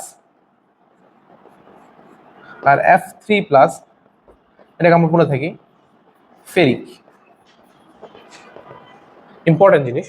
সো ম্যাগনেসিয়াম 0, +2 0, -2 হলো অক্সিজেন। তাহলে এক অ্যান্সার না, বি অ্যান্সার না, সি অ্যান্সার না, তাহলে NaCl এখানে মধ্যে আছে +1 -1 +1 -1, তাহলে এখানে মধ্যে +1 -1 +1 -1 +1 -1, তাহলে এখানের মধ্যে অবশ্যই কোনো পরিবর্তন এখানে লক্ষ্য করা যায়নি। বি হচ্ছে কি ভাই আমাদের অ্যান্সার। তাহলে কোন বিক্রিয়ার উপর চাপের প্রভাব নেই? আচ্ছা, এটা প্র্যাকটিস তোমরা জানবে, তোমরা দেখবে এটা নিজেরা সলভ। CH3COO বিক্রিয়াটি হলো উভমুখী বিক্রিয়া, ঠিক আছে। পানি যোজন বিক্রিয়া, হ্যাঁ ঠিক আছে, পানি যোজন বিক্রিয়া, পানি বিশ্লেষণ। তাহলে এখানের মধ্যে এটা মূলত পানি যোজন না, বিকজ দেখো এখানের মধ্যে এটার এই যৌগটার মধ্যে কিন্তু H2O যোগ হয়নি, বরঞ্চ তোমার H+ অর্থাৎ আর OH- যে রয়েছে এর মধ্যে বিশ্লেষিত হয়ে গেছে। যেমন এখানের মধ্যে H+ গিয়েছে তোমার COO, যে ইথানয়েড আয়ন রয়েছে তার সাথে গিয়েছে, আর O- যে রয়েছে সে গিয়েছে তোমার কি অ্যালকাইল গ্রুপ থেকে অর্থাৎ ইথাইল গ্রুপের সাথে। তাই বলে এখানে পানিটা কিভাবে আদ্র, তাহলে পানিটা কিভাবে বিশ্লেষিত হয়েছে, ঠিক আছে। তাহলে এটা অ্যান্সার হবে তাহলে পানি উভমুখী এবং পানি বিশ্লেষণ। তাহলে 1 আর 3।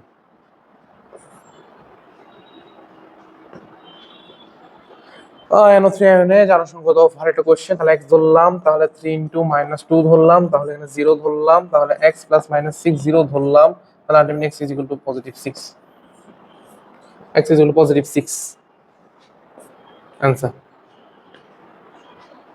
যে বিক্রিয়াটি একটি সংযোজন বিক্রিয়া, অবশ্যই সংযোজন বিক্রিয়া। যাই কিন্তু মিস্টেক হয়েছে তার হচ্ছে, আচ্ছা আচ্ছা হ্যাঁ এখানে একটা মিস্টেক হয়েছে। সরি, এটা -1, এটা -1, তাহলে এখানের মধ্যে মাইনাস রয়েছে, তাই বলে এটা টোটালটা যেটা রয়েছে তার 4 সংখ্যা সমান, তাহলে -1, তাহলে এটা 5 হবে। সরি, অ্যান্সার হবে এখানে +5। তাহলে এখানের মধ্যে আমরা যদি দেখি 2Mg + O2, তাহলে 2MgO, তাহলে অবশ্যই এখানের মধ্যে ছিল কত 0, তাহলে +2 -2 এখানে 0, তাহলে সংযোজন বিক্রিয়া অবশ্যই দুইটা মিলে একটা, দহন অবশ্যই দহন, নন রিডক্স না কাটা, তাহলে 1 ও 2। 2Mg + 3 বিক্রিয়াটিতে তাপের প্রয়োগ করলে কি ঘটবে? জি ভাই, এটা হচ্ছে কি ভাই, আমরা বলেছি যে পজিটিভ কিলো জুল এখানের মধ্যে রয়েছে, তার একটা তাপ উৎপত্তি তুমি যদি তাপমাত্রা প্রয়োগ করি তাহলে অবশ্যই বিক্রিয়াটি সামনের দিকে অগ্রসর হবে না, উৎপন্ন তাপের পরিমাণ বৃদ্ধি পাবে না, উৎপাদন বৃদ্ধি পাবে না, উৎপাদন হ্রাস পাবে। হ্যাঁ, উৎপাদন হ্রাস পাবে, অর্থাৎ বিক্রিয়াটি কি ভাই তোমার পশ্চাৎমুখী হবে, সরি পশ্চাৎমুখী বিক্রিয়ার হার বৃদ্ধি পাবে, সম্মুখী হার হ্রাস পাবে, তারপর উৎপাদনের পরিমাণ কমে যাবে, বিক্রিয়কের পরিমাণ বৃদ্ধি পাবে। তো এটা তোমার সিকিউর জন্য কিন্তু ইম্পর্টেন্ট, সিকিউর জন্য কিন্তু এটা আসবে, তোমরা দেখবে সামনে। নিচের কোনটি রেডক্স বিক্রিয়া? যে অবশ্যই এটা পশ্চাৎমুখী রেডক্স হবে না, অবশ্যই এটা রেডক্স বিক্রিয়া, বিকজ 0 যখন +4 হয়ে গিয়েছে, 0 ছিল এরপর থেকে -2 করে হয়েছে, অ্যান্সার বি। ক্রোমিয়ামের জারণ সংখ্যা কত ভাই? এটা হচ্ছে +6, 2 × 1 +3 হবে, 2 × x না +3 +6 কিছু হবে, দেখি আমরা 7 × -2 = 0। আন্দাজে কিন্তু উত্তর বড় ভালো না, হ্যাঁ ভুল হতে পারে, এটা অবশ্যই মানে +3 হতে পারে।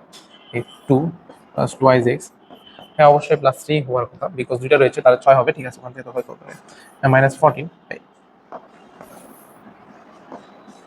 -14 ইজ ইকুয়াল টু 0, হ্যাঁ যেটা বললাম, +6, হ্যাঁ -14 +6, ঠিক আছে +6 আনসার, কেন +6, ওকে। আর্দ্র কপার সালফেটের বর্ণ কিরকম ভাইয়া? আর্দ্র কপার সালফেট বলতে বোঝায় এখানে তোমার কপার সালফেটের সাথে পানি। তো আমরা এর 2 ক্লাস দূর আমরা দেখেছি আর্দ্র কপার সালফেট মানে তুতের যে বা ব্লু ভিট্রিয়লের যে রাসায়নিক সংকেতটা রয়েছে কপার সালফেট 5H2O, আর এটা বর্ণ হচ্ছে যেহেতু এটা ব্লু ভিট্রিয়ল বলে থাকি তাই বলে এটা বর্ণ হচ্ছে ভাই নীল।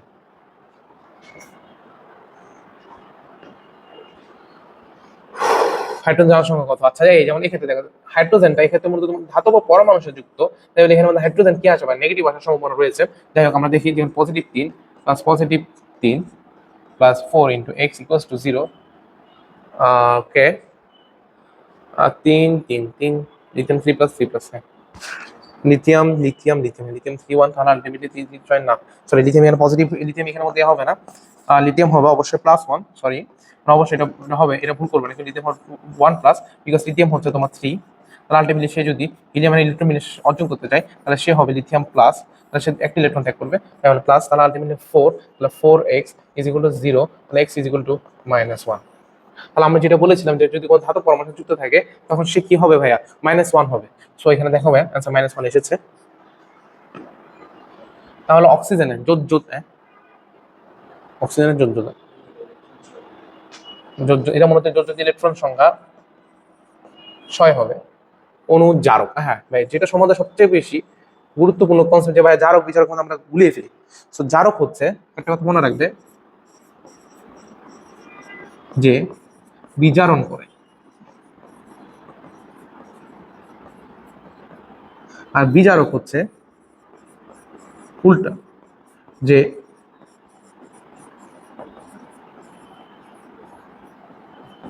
জারণ করে, অর্থাৎ যে জারণ করে জারণ মান বৃদ্ধি করে, অর্থাৎ জারণ করে এভাবে না বলে আমরা এভাবে লিখি তাহলে আমাদের জন্য একটু সুবিধা হবে। জারক বিজারিত হয়, জারক জারিত হয় অর্থাৎ জারণ বিক্রিয়া দেয়,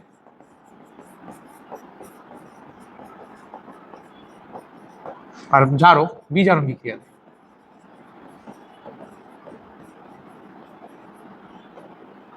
ঠিক আছে, তাহলে জারকের ক্ষেত্রে জারণ সংখ্যা বা জারণ মান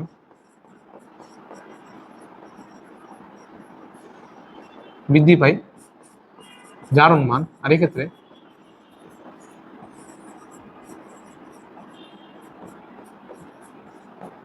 জারণ মান হ্রাস পায়।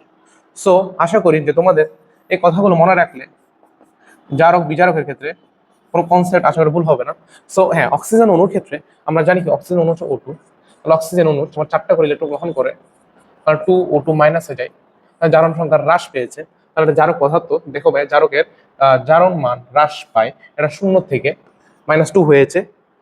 অণুতে বন্ধন জোড় ইলেকট্রন 2টি, আসলে বন্ধন জোড় ইলেকট্রন তোমার 2টি, যেখানে জোর বলে দিয়েছে, হ্যাঁ বন্ধনযুক্ত ইলেকট্রন 4টি কিন্তু জোর যেহেতু বলে দিয়েছে তাই বলে এটা অবশ্যই 2টি। তাহলে এখানের মধ্যে যোজ্যতার সংখ্যা 6, ঠিক আছে, জারক পদার্থ ঠিক আছে, জোর সংখ্যা 2টি, ঠিক আছে, যেহেতু একজনের 2টা করে 4টা শেয়ারের মতো গঠিত হয়, তার অ্যান্সার হচ্ছে ডি।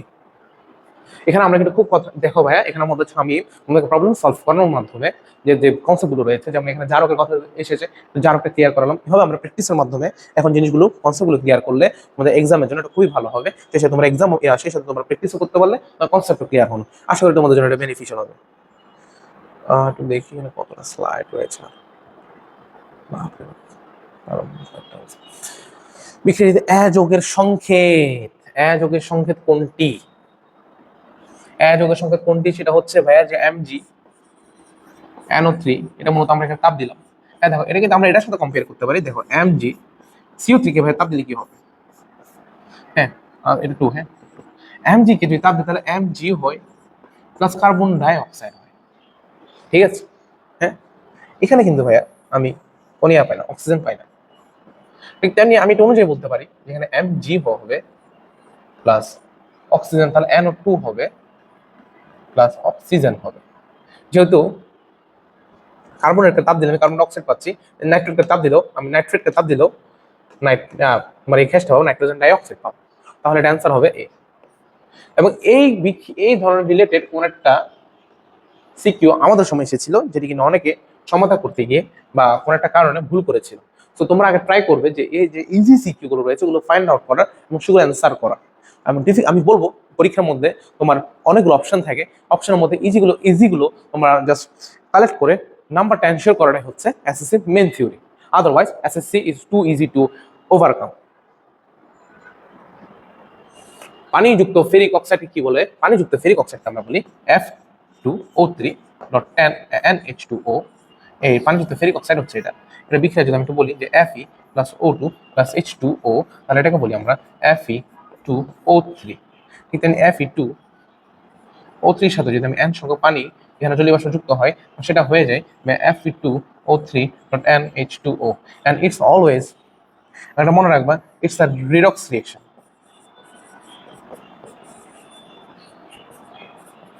অ্যাজ এখানের মধ্যে মানে এখানে কত 0 ছিল, এটা +3 হয়ে গিয়েছে, ঠিক আছে। সো বলে এটাকে একটা রিডক্স রিঅ্যাকশন। তাহলে এটাকে আমরা বলে থাকি মরিচা। লোহার উপর মরিচা পড়ে, সো লোহারকে মরিচা থেকে বাঁচানো হচ্ছে বা তোমাকে তার উপর ধাতুর ইলেকট্রোপ্লেটিং করতে হয়, ওই কনসেপ্ট আমাদের এখন নাই সিলেবাসে। তো এটাকে আমরা মরিচা বলে আপাতত আমরা এতটুকুই থাকি। তেমনি কোন বিক্রিয়াটি ইলেকট্রন স্থানান্তর ঘটে? 0 + 1 - 1 + 2 0, ইলেকট্রনের স্থানান্তর ঘটে। এটা প্রশমন, এটা না। এটা অর্ধকেপন, এটা না।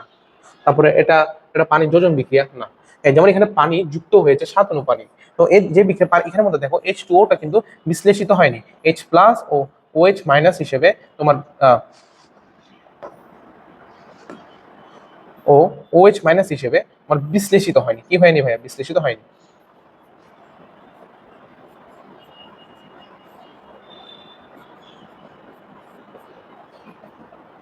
ঠিক আছে, বিশ্লেষিত হয়নি। তাই বলে এখানের মধ্যে হচ্ছে কি ভাই, পানি যুক্ত হয়েছে।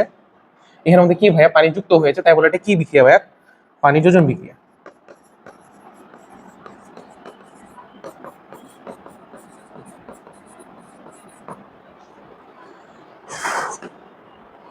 তীব্র অ্যাসিড এবং তীব্র ক্ষারের বিক্রিয়া প্রশম তাপগত। হ্যাঁ ভাইয়া, যে তীব্র অ্যাসিড এবং তীব্র ক্ষারের ক্ষেত্রে প্রশম ডেলএইচ যেগুলো -57.34 কিলো জুল পার মোল। কিলো জুল পার মোল, হ্যাঁ এটা কিন্তু ইম্পর্টেন্ট টপিক। তোমাকে বলতে পারে যদি হ্যাঁ এখানে কি দেখাবে? তীব্র অ্যাসিড এবং তীব্র ক্ষার। কিন্তু আমরা জানি ভাইয়া যে অর্গানিক অ্যাসিড গুলো রয়েছে, এই ধরনের অ্যাসিড গুলো হচ্ছে তোমার দুর্বল অ্যাসিড, মানে এদের সাথে মনে করো তোমার অ্যাসিড এর রিঅ্যাকশন দিল, আমি বলতে পারি এখানে ডেলএইচ গুলো কত, ঠিক আছে। বা এটার সাথে তোমার HCl না দিয়ে তোমাকে বলতে পারে যে এখানে NH4OH দিয়েছে, NH4OH দিয়েছে, তখন এখানে ডেলএইচ এর মান কত? তখন ডেলএইচ তোমাকে বলতে পারে del H equals to -70.34 kilo joule, অথবা বলতে পারে del H greater than -5.34 kilo joule, তোমাকে বলতে পারে del H less than 5.34 kilo joule per mole, per mole, per mole. সেই সাথে তোমাকে বলতে পারে del H less than greater than equal -57.34 kilo joule per mole. কিন্তু ভাইয়া এখানের মধ্যে অবশ্যই del H is negative then -5.34 kilo joule per mole হবে, বিকজ এখানে যেহেতু এরা দুর্বল এবং দুর্বল অ্যাসিড এবং দুর্বল বেস, হ্যাঁ দুর্বল অ্যাসিড এবং দুর্বল বেস মানে উইক অ্যাসিড এবং উইক বেস, তাই বলে তাদের যে H+ এবং OH- যে প্রোডাকশনটা পাবো, তো তারা যে বিয়োজিত হবে সেটা পরিমাণে কম হবে, এবং তারা H+ এবং H+ OH- কম পরিমাণে পাওয়ার কারণে এখানে বিক্রিয়াটা খুব কম বিক্রিয়াটাও কম পরিমাণে হবে, ফলে তাপও কম উৎপন্ন হবে, ফলে অর্থাৎ ডেলএইচ এর মান -57.34 কিলো জুল পার মোল থেকে কম হবে। সেটা ইম্পর্টেন্ট টপিক, হ্যাঁ। এটা এখানে মধ্যে এবার HCl দিল, হ্যাঁ, বা তোমাকে এটা রেখে তোমাকে এখানে সরি এটা এখানে রেখে তোমার NaOH দিল, বা এখানে এটা রেখে তোমাকে এখানে HCl দিল, তখন আমরা দেখি যে দুর্বল হলে তোমার এটা কি ভাই, এটা থেকে হ্রাস পেয়ে যাবে। একটাও যদি দুর্বল হয় তাহলে অবশ্যই হ্রাস পাবে, এটা আমরা অবশ্যই মাথায় রাখবো। নিজের উদ্দীপকের আলোকে পরবর্তী প্রশ্ন উত্তর দাও। উদ্দীপকের বিক্রিয়াটি দহন বিক্রিয়া, হ্যাঁ। সংশ্লেষণ বিক্রিয়া, সংশ্লেষণ বিক্রিয়া, হ্যাঁ সংশ্লেষণ বিক্রিয়া, জারণ বিজারণ বিক্রিয়া। দুইটা মৌল মিলে একটা উৎপাদ তৈরি করছে, উৎপাদটা যোগ সংশ্লেষণ বিক্রিয়া জারণ বিজারণ বিক্রিয়া, এটা ছিল 0, এখানে হয়ে গেছে +2, এটা ছিল -2, এখানে ছিল 0। তাই বলে অবশ্যই এখানে সবগুলোই সঠিক। এই পরে বললাম না তোমাদেরকে যে একটা খুবই ইম্পর্টেন্ট একটা তোমাদের জন্য এই টাইম সিকিউরিটি চিত্র, যেমন এখানের মধ্যে হচ্ছে কি ভাই বিক্রিয়া হার বনাম সময় দিয়েছে, তোমাকে ঘনমাত্রা দিতে পারে। এবং বিসি রেখা দ্বারা কোনটি বুঝে? বিসি রেখা, বিসি রেখা ভাই বিক্রিয়ার সাম্য অবস্থা। ক্যালসিয়াম ধাতু জারণ সংখ্যা কত? এটা মুখস্থ হয় পজিটিভ। ক্লোরাইড ফ্লোরিনের জারণ মান কত ভাই? আমরা হিসাব করেছি যে -6। আমরা আবার হিসাব করব যে চলো Na3Al ঠিকভাবে এখান থেকে ক্লোরাইডের সংখ্যা হচ্ছে এটা, ঠিক আছে? ক্লোরাইড ফ্লোরিনের জারণ মান কত? তাহলে এটা হচ্ছে কি ভাই সংখ্যা হচ্ছে এটা, এবং এখানে তুমি যদি হিসাব করো সেটা হচ্ছে ভাই কত?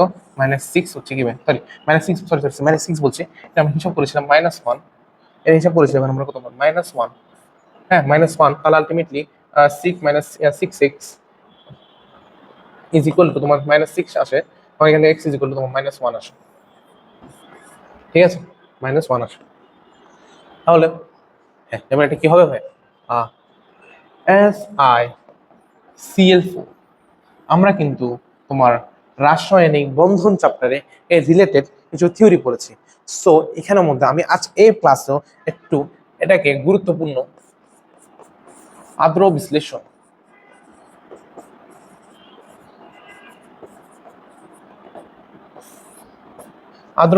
হ্যাঁ তাহলে ভাইয়া এটা আমরা রাসায়নিক বন্ধন চ্যাপ্টারও পড়েছি, সেই সাথে এখানের মধ্যেও কি আমরা জিনিসটা দেখি যে এটা আসলে কি কনসেপ্ট এখানে কাজে লাগে। মনে করি সাপোজ অ্যাবি র্যান্ডম একটা যোগ, তাহলে ভাইয়া আমরা জানি এটা আদ্র বিশ্লেষিত হবে কি হবে না, এটা কিসের উপর ডিপেন্ড করতেছে? এটা মূলত ডিপেন্ড করা হচ্ছে তোমার এটা পোলার যোগ না আয়নিক যোগ। সো আয়নিক যোগ যদি হয় তাহলে হাইড্রোজেনেশন শক্তি যদি তোমার ল্যাটার শক্তি থেকে যদি হাইড্রোজেনেশন শক্তি বেশি হয় তাহলে সে আদ্র বিশ্লেষিত হবে, আর সে যদি না হয় তাহলে সে হবে না। ঠিক পোলার সমযোজী যোগের ক্ষেত্রে যদি সে যদি পোলার হয় অর্থাৎ তড়িৎ ঋণাত্মকতা পার্থক্য 0.4 থেকে বড় হয়, তখন সেও আদ্র বিশ্লেষিত হবে না, আদ্র বিশ্লেষিত হবে না, বাদে হবে না। তাহলে এর আদ্র বিশ্লেষণ হয় কিভাবে? সাপোজ আমি মনে করলাম এই বি, এখানের মধ্যে আসলে আমার পানির অণুটা কিভাবে আদ্র বিশ্লেষিত হচ্ছে, কিভাবে তোমার ওএইচটা ওএইচ প্লাস এইচ প্লাসটা তোমার কেন্দ্রীয় পরমাণুর সাথে যুক্ত হচ্ছে। সাপোজ আমি মনে করলাম এটা কেন্দ্রীয় পরমাণু, এ হচ্ছে কি ভাই এখানে কেন্দ্রীয় পরমাণু, আর বি হচ্ছে ভাইয়া কি, এটা কোনো চিহ্ন না,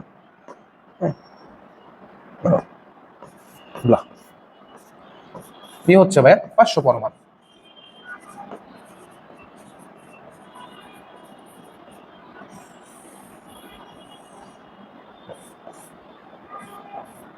এ হচ্ছে ভাইয়া কেন্দ্রীয় পরমাণু, আর বি হচ্ছে ভাইয়া পার্শ্ব পরমাণু। তাহলে আদ্র বিশ্লেষণে যে সত্যটা রয়েছে কেস 1, সেটি হচ্ছে অবশ্যই কেন্দ্রীয় পরমাণুতে। দেখো ভাই আদ্র বিশ্লেষণে মতো আমরা কি জানি? পানি। আদ্র বিশ্লেষণ মানে কি? পানির যে বিশ্লেষণ। সো পানির মধ্যে পানি হচ্ছে ভি আকারের শেপ, এবং তার মধ্যে ভাইয়া দুইটি মুক্তজোড় ইলেকট্রন আছে। এখন মূলত এই মুক্তজোড় ইলেকট্রন গুলো সে সন্নিবেশ বন্ধনের মাধ্যমে শেয়ার করে যে তোমার পার্শ্ব পরমাণুগুলো রয়েছে সেগুলো প্রতিস্থাপিত করে থাকে, ঠিক আছে? সো প্রথমে সত্যর ক্ষেত্রে যে কেস 1 রয়েছে, প্রথম হচ্ছে ভাইয়া কেন্দ্রীয় পরমাণুতে ফাঁকা ডি অরবিটাল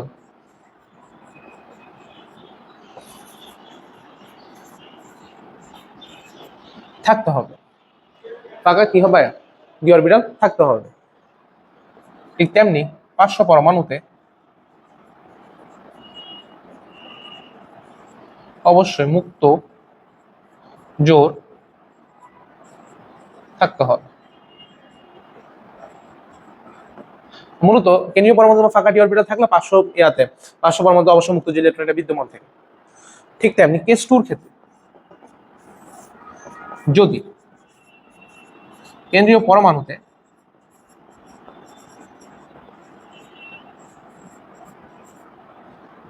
তোমার ফাঁকা ডি অরবিটাল না থাকে, তবে পার্শ্ব পরমাণুতে ফাঁকা হতে হবে। এবং সেকেন্ড নাম্বার এখানের মধ্যে সত্যটা হচ্ছে কেন্দ্রীয় পরমাণুতে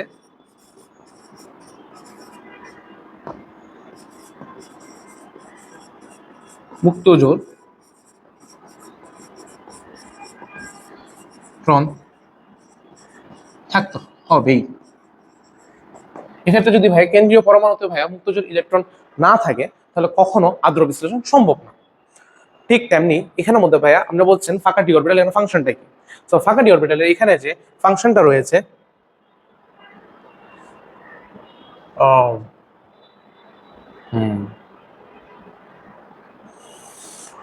ফাঁকা আর কয়টা বাকি, যে কোনটা অ্যান্টি ইলেকট্রন হেয়ার করে।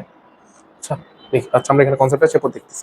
এই যে পরমাণুতে ফাঁকা ডি অরবিটালে কেন থাকে, যেখানে যে পানি যে মুক্তজোর ইলেকট্রনগুলো রয়েছে সে উক্ত পার্শ্ব বা কেন্দ্রীয় পরমাণু ফাঁকা ডি অরবিটালের সাথে শেয়ার করে, এবং পার্শ্ব পরমাণুর যে মুক্তজোর বা কেন্দ্রীয় পরমাণু যে মুক্তজোর ইলেকট্রনটা রয়েছে সেটি হচ্ছে ভাইয়া সে হাইড্রোজেনের সাথে শেয়ার করে। এবং এক্ষেত্রে তোমার যে অন্যান্য পার্শ্ব পরমাণুটা রয়েছে সে কি হয় প্রতিস্থাপিত হয়েছে। ঠিক তেমনি আমি যদি এখানে উদাহরণ হিসেবে SiCl4 এর কথা চিন্তা করি, সেখানে দেখো ভাইয়া Si চারপাশে চারটা সিএল পরমাণু রয়েছে। এখন তার সাথে একটা H2O যুক্ত করতে চাই তাহলে অবশ্যই Si ভাইয়া আমি ইলেকট্রোবিন্যাস জানি কত 3s2 3p 5 তো তাহলে 4 তাহলে 16, এটা কি ভাই নিয়ম ইলেকট্রোবিন্যাস, তাহলে তার 3d 0 না, তো 3d কি ভাই 0, তো আলটিমেটলি তা ফাঁকা d আছে, d অরবিটাল আছে, মানে d অবশ্যই স্তর আছে। তাহলে এবং ক্লোরিন পরমাণু অবশ্য মুক্ত জোড় আছে 6টা, মানে 6টি ইলেকট্রন রয়েছে, মানে 3টা মুক্ত জোড় আছে। তেমনি SI এর ক্ষেত্রে হয় কি ভাইয়া Cl Cl Cl Cl এই অক্সিজেন তার মুক্ত জোড় ইলেকট্রন সালফার সিলিকনের ডি অরবিটালের মধ্যে প্রবেশ করিয়ে দেয়, এবং যে আচ্ছা যাই হোক Cl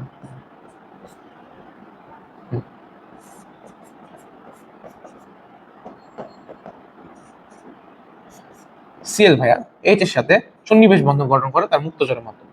ঠিক এখানে তখন যে তোমার এই OH টা রয়েছে এটি চলে যায় এবং এটি মূলত ClHCl হিসেবে বের হয়েছে। ঠিক আছে, ঠিক তেমনি ভাবে এর সাথে আরো যদি তুমি 3টি H2O ঘটাও তাহলে এটা 4 ধাপে হবে, এবং তোমার SiOH4 গঠিত হবে সিলিসাইলিক অ্যাসিড প্লাস তোমার এখানে 3 এই 3টা HCl বের। সো আশা করি তোমাদেরকে যে আদ্র বিশ্লেষণের কনসেপ্টটা সেটা আমি একটু ভালো মতো তোমাদের বুঝাতে পেরেছি। ঠিক তেমনি তুমি কার্বনের ক্ষেত্রে দেখো, কার্বনে তোমার ক্লোরিনের ফাঁকা ডি অরবিটালও আছে, ইলেকট্রনও রয়েছে, এবং কিন্তু ভাই কার্বনের ফাঁকা ডি অরবিটাল নেই, মুক্ত যে ইলেকট্রন নেই, এটা হবে না। তাহলে ভাই আমি যদি NCl3 ক্ষেত্রে দেখি, NCl3 ক্ষেত্রে ভাইয়া এর কোনো ফাঁকা ডি অরবিটাল নেই, কিন্তু ভাই সি এর ডি অরবিটাল রয়েছে, মুক্ত জোর রয়েছে। এই নাইট্রোজেনেরও ভাইয়া মুক্ত জোর ইলেকট্রন রয়েছে, যেখানে সে হাইড্রোজেনের সাথে বন্ধন গঠন অংশগ্রহণ নিতে পারবে, যেমন NCl Cl Cl এখানে আছে সে হাইড্রোজেনের সাথে বন্ধন গঠন করলো, অক্সিজেন তাকে দিল হিসেব, তাহলে হলো HOCl বের হয়ে যাবে এবং সে থাকবে Cl NHCl প্লাস HOCl। তার সাথে যদি আমি আরো 2টা পানির অণু দিই তাহলে সে হবে ভাইয়া NH3 প্লাস 2 HOCl।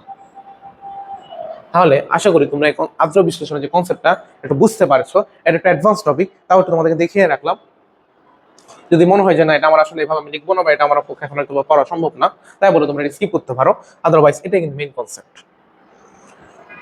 দর্শক আয়ন উপস্থিত কোন বিক্রিয়ায় যে প্রতিস্থাপন অবশ্যই দর্শক আয়ন থাকে, যে তাদের কোনো চেঞ্জ হয় না, তাহলে আলটিমেটলি তোমার পানি বিশ্লেষণ বিক্রিয়া তেমন আদ্র বিশ্লেষণে দর্শক আয়ন উপস্থিত। বিকজ আমরা এর আগে দেখেছি যেমন CH3 COO CH2 CH3 H plus OH minus, তাহলে CH3 COOH CH3 CH2 OH।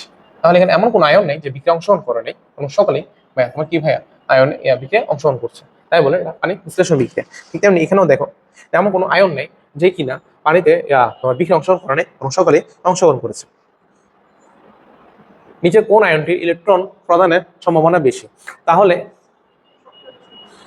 এখানের মধ্যে আয়নটির ইলেকট্রন প্রদানের প্রবণতা বেশি। দেখো ভাইয়া, যেহেতু আমরা যদি সক্রিয় সিরিজের দিকে খেয়াল করি, তাহলে এটার অবস্থান সবার নিচে, ঠিক এর আগে এটি, ঠিক এর আগে এটি, এর আগে এটি, মানে তোমার অ্যানায়নের সক্রিয় সিরিজে, অ্যানায়নের সক্রিয় সিরিজে Cl মাইনাস, এখানে হবে তোমার সালফেট, দেন ক্লোরাইড, দেন হাইড্রেট। অর্থাৎ যত নিচে যাব তত তার ইলেকট্রন গ্রহণের, অ্যানায়নের সংখ্যাটা কি পায়, অ্যানায়ন ইলেকট্রন গ্রহণের প্রবণতা দেখে, কিন্তু এখানে বলতে ভাই ইলেকট্রন দানের প্রবণতা। তাহলে যত নিচে যাব তত ইলেকট্রন গ্রহণের প্রবণতা হ্রাস পেতে থাকে, আর গ্রহণ প্রবণতা হ্রাস মানে ত্যাগ বৃদ্ধি পেতে থাকে, ত্যাগের প্রবণতা বৃদ্ধি পেতে থাকে। ঠিক আছে, তাহলে অবশ্যই এখানে এটা অ্যান্সার। তার সঙ্গে তোমাদের সিলেবাস ইনক্লুডেড নেই, তাও নিয়ে রাখলাম। নিচে কোন বিক্রিয়াটি আলোকে পরবর্তী পছন্দ কোন যুগ দিব, কোনটি জারিত হবে? কোনটি ভাইয়া জারিত হবে? জারিত হবে মানে জারণ সংখ্যা বৃদ্ধি পাবে, বা জারণ সংখ্যা বা মান বৃদ্ধি পাবে। তাহলে এখানের মধ্যে জিঙ্ক ছিল 0, +2, কপার ছিল 0, এটা হয়ে গেল, কপার ছিল +2, এটা হয়ে গেল 0, তাই বলে জিঙ্ক। তাহলে এবার জিঙ্ক, জিঙ্ক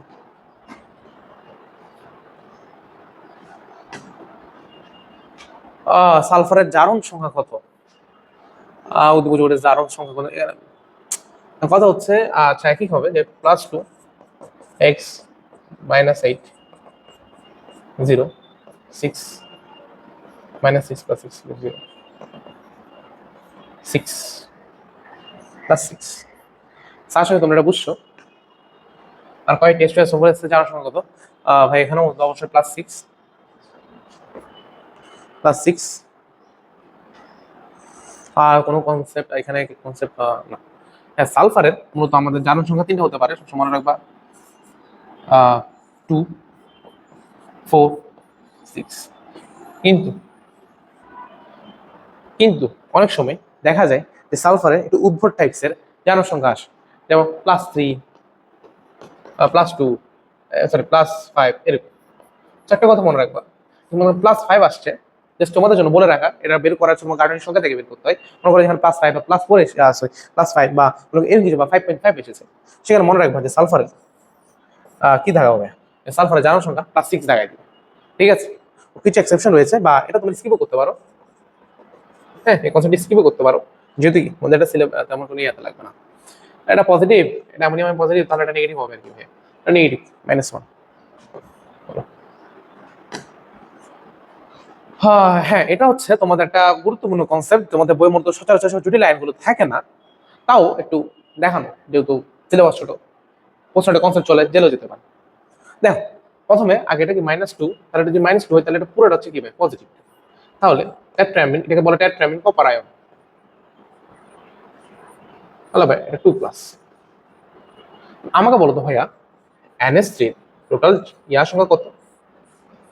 চার্জ 0। তার মধ্যে চার্জ 0 হয় NH3, বিকজ সে অণু, তাহলে 2+ টাকা অবশ্যই কপার। ভাই বুঝতে পেরেছো? অবশ্যই কি ভাই +2 কপার, সালফেট -2 সে চলে গেছে, তাহলে পুরোটা পাওয়ার +2। কারণ NH3 হচ্ছে 0, যার চার সংখ্যা, তাহলে NH3 যদি 0 হয় তাহলে অবশ্যই NH3 কোনো চার সংখ্যা নেই, তাহলে যে +2টা রয়েছে এটা কার পাবো ভাই? অবশ্যই কপারের পাবো। বুঝছো? এটা কার পাবো? কপারের পাবো। ঠিক তেমনি Ag NH3, সরি এরকম না, Ag NH3 2 এরকম। ঠিক আছে, তখন এই ক্ষেত্রে নাইট্রেট হচ্ছে ভাই কত? -1। তাহলে Ag NH3 কত হবে? +1। তাহলে NH3 0, তাহলে +1টার কার? Ag+। কিসে ভাই? Ag+। ঠিক তেমনি এখানে NH3 এর বদলে H2ও থাকতে পারে, কার্বন মনোক্সাইডও থাকতে পারে। অবশ্যই তোমরা এটা খেয়াল রাখবে, তোমার প্রশ্ন তোমার কি আসতে পারে। তাহলে এটা অ্যান্সার হচ্ছে ডি। কোনটি জারণ সম্ভব নয়? জারণ সম্ভব নয় মানে তোমার জারণ সংখ্যা বৃদ্ধি সম্ভব নয়। যেমন ফেরি, এটা কি জানি, এটা Fe3+ হতে পারে, এটা S6+ পর্যন্ত হতে পারে, কপার কপার 2+ পর্যন্ত হতে পারে, কিন্তু ভাইয়া ফেরিক যে আয়নটা রয়েছে এটা কখনো F4 5 পসিবল না, তবে এটা কখনো জানা সম্ভব না, তাদের জারণ মান বাড়ানো কি সম্ভব না। তাহলে কোন শ্রেণীর বিক্রিয়া সর্বদাই তাপ উৎপত্তি খুব ভালো, সংযোজন বিক্রিয়া ভাই, এখানে তাপ উৎপন্ন হতে পারে, তাপ উৎপন্ন নাও হতে পারে। ঠিক আছে, যেমন হচ্ছে ভাইয়া মনে করো H2+O2 H2, এক্ষেত্রে তাপ উৎপন্ন হতে পারে, না উৎপন্ন হতে পারে। বিযোজন বিক্রিয়া, এখানে তাপ শোষণ হতে পারে, তাপ উৎপন্ন হতে পারে, যেমন PCl3 তাপ শোষণ করলো PCl5 PCl3 Cl2, এটা হতে পারে।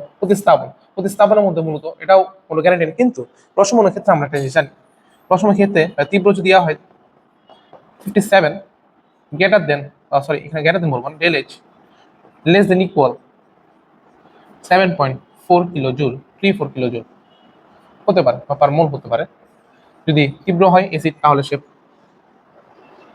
-57.34 হবে, আর যদি আমরা উইক বেস বা যা উইক নিয়ে থাকি, অ্যাসিড নিয়ে থাকি, তখন অবশ্যই -57.34 থেকে কম হবে। তাহলে অ্যান্সার ঠিক হবে প্রশ্ন।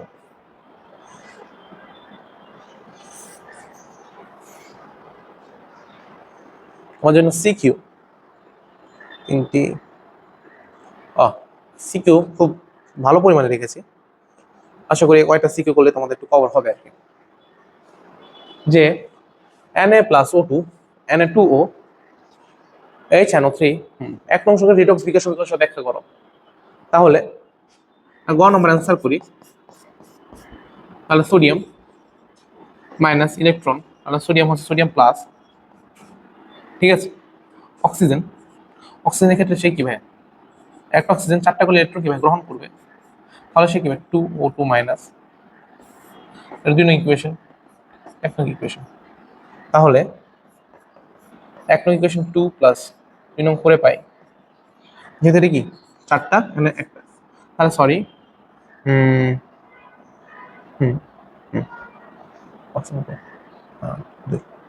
দুইটা হবে, তাহলে 2 প্লাস অক্সিজেন 2টা, তাহলে মাইনাস হওয়ার কথা, হ্যাঁ।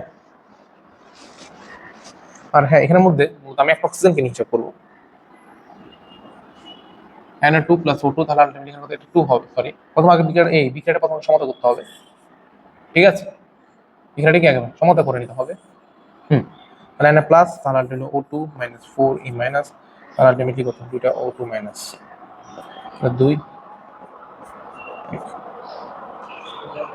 তাহলে এখানের মধ্যে কত ভাইয়া 4 দ্বারা গুণ করবো, তাহলে আলটিমেটলি প্লাস 2 Na2 যদি 4, তাহলে এটা 4 হবে, সরি ভাই এটা 4 হবে এখানে, তাহলে আমি কত 4 দ্বারা গুণ করলাম, 4 দ্বারা গুণ করলে 4 Na প্লাস, অক্সিজেনের 4টি ইলেকট্রন প্রয়োজন, তাহলে 4টা সোডিয়াম প্রয়োজন হবে আমার থেকে, প্লাস 4 দ্বারা গুণ করলে এটা প্রথমে এখানে কি আসবে সোডিয়াম আসবে, একটা সোডিয়াম আসবে, প্লাস O2 আসবে, তাহলে কি হবে 4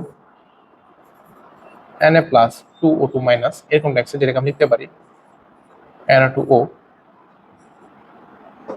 তাহলে 4Na প্লাস O2 2Na2O, তাহলে লিখবে কি জারণ বিক্রিয়া, জারণ বিক্রিয়া, বিজারণ বিক্রিয়া, সমগ্র জারণ বিজারণ বিক্রিয়া, ঠিক আছে। কিন্তু একই ধরনের কিনা বিশ্লেষণ করো, বলছি এখানের মধ্যে যে তারা একই ধরনের কিনা। দেখি ভাইয়া যে এখানে এটা হচ্ছে প্রশমন বিক্রিয়া, এখানে অবশ্যই ম্যাগনেসিয়াম নাইট্রেট উৎপন্ন হবে প্লাস পানি, এখানে হচ্ছে তোমার FeOH2 উৎপন্ন হবে, সালফেট। তাহলে এখানের মধ্যে আমাকে জিজ্ঞেস করছে বিক্রিয়াতে একই ধরনের কিনা, সম্পূর্ণ না ভাইয়া বিক্রিয়াটা একই ধরনের না, এটা হচ্ছে ভাইয়া প্রশমন বিক্রিয়া, আর এটা হচ্ছে ভাইয়া তোমার দ্বিপ্রতিস্থাপন বিক্রিয়া। এখানে একটা অধ্যায় আমরা পেতে পারি যেটা কিনা ভাইয়া সবুজ বর্ণ Fe, আরেকটা জিনিস 2 প্লাস আমি বলে থাকি কি ভাইয়া গ্রিন ভিট্রিয়ল মানে সবুজ, আর Fe3 এটা কিন্তু ভাইয়া নীল, সরি নীল না বাদামি।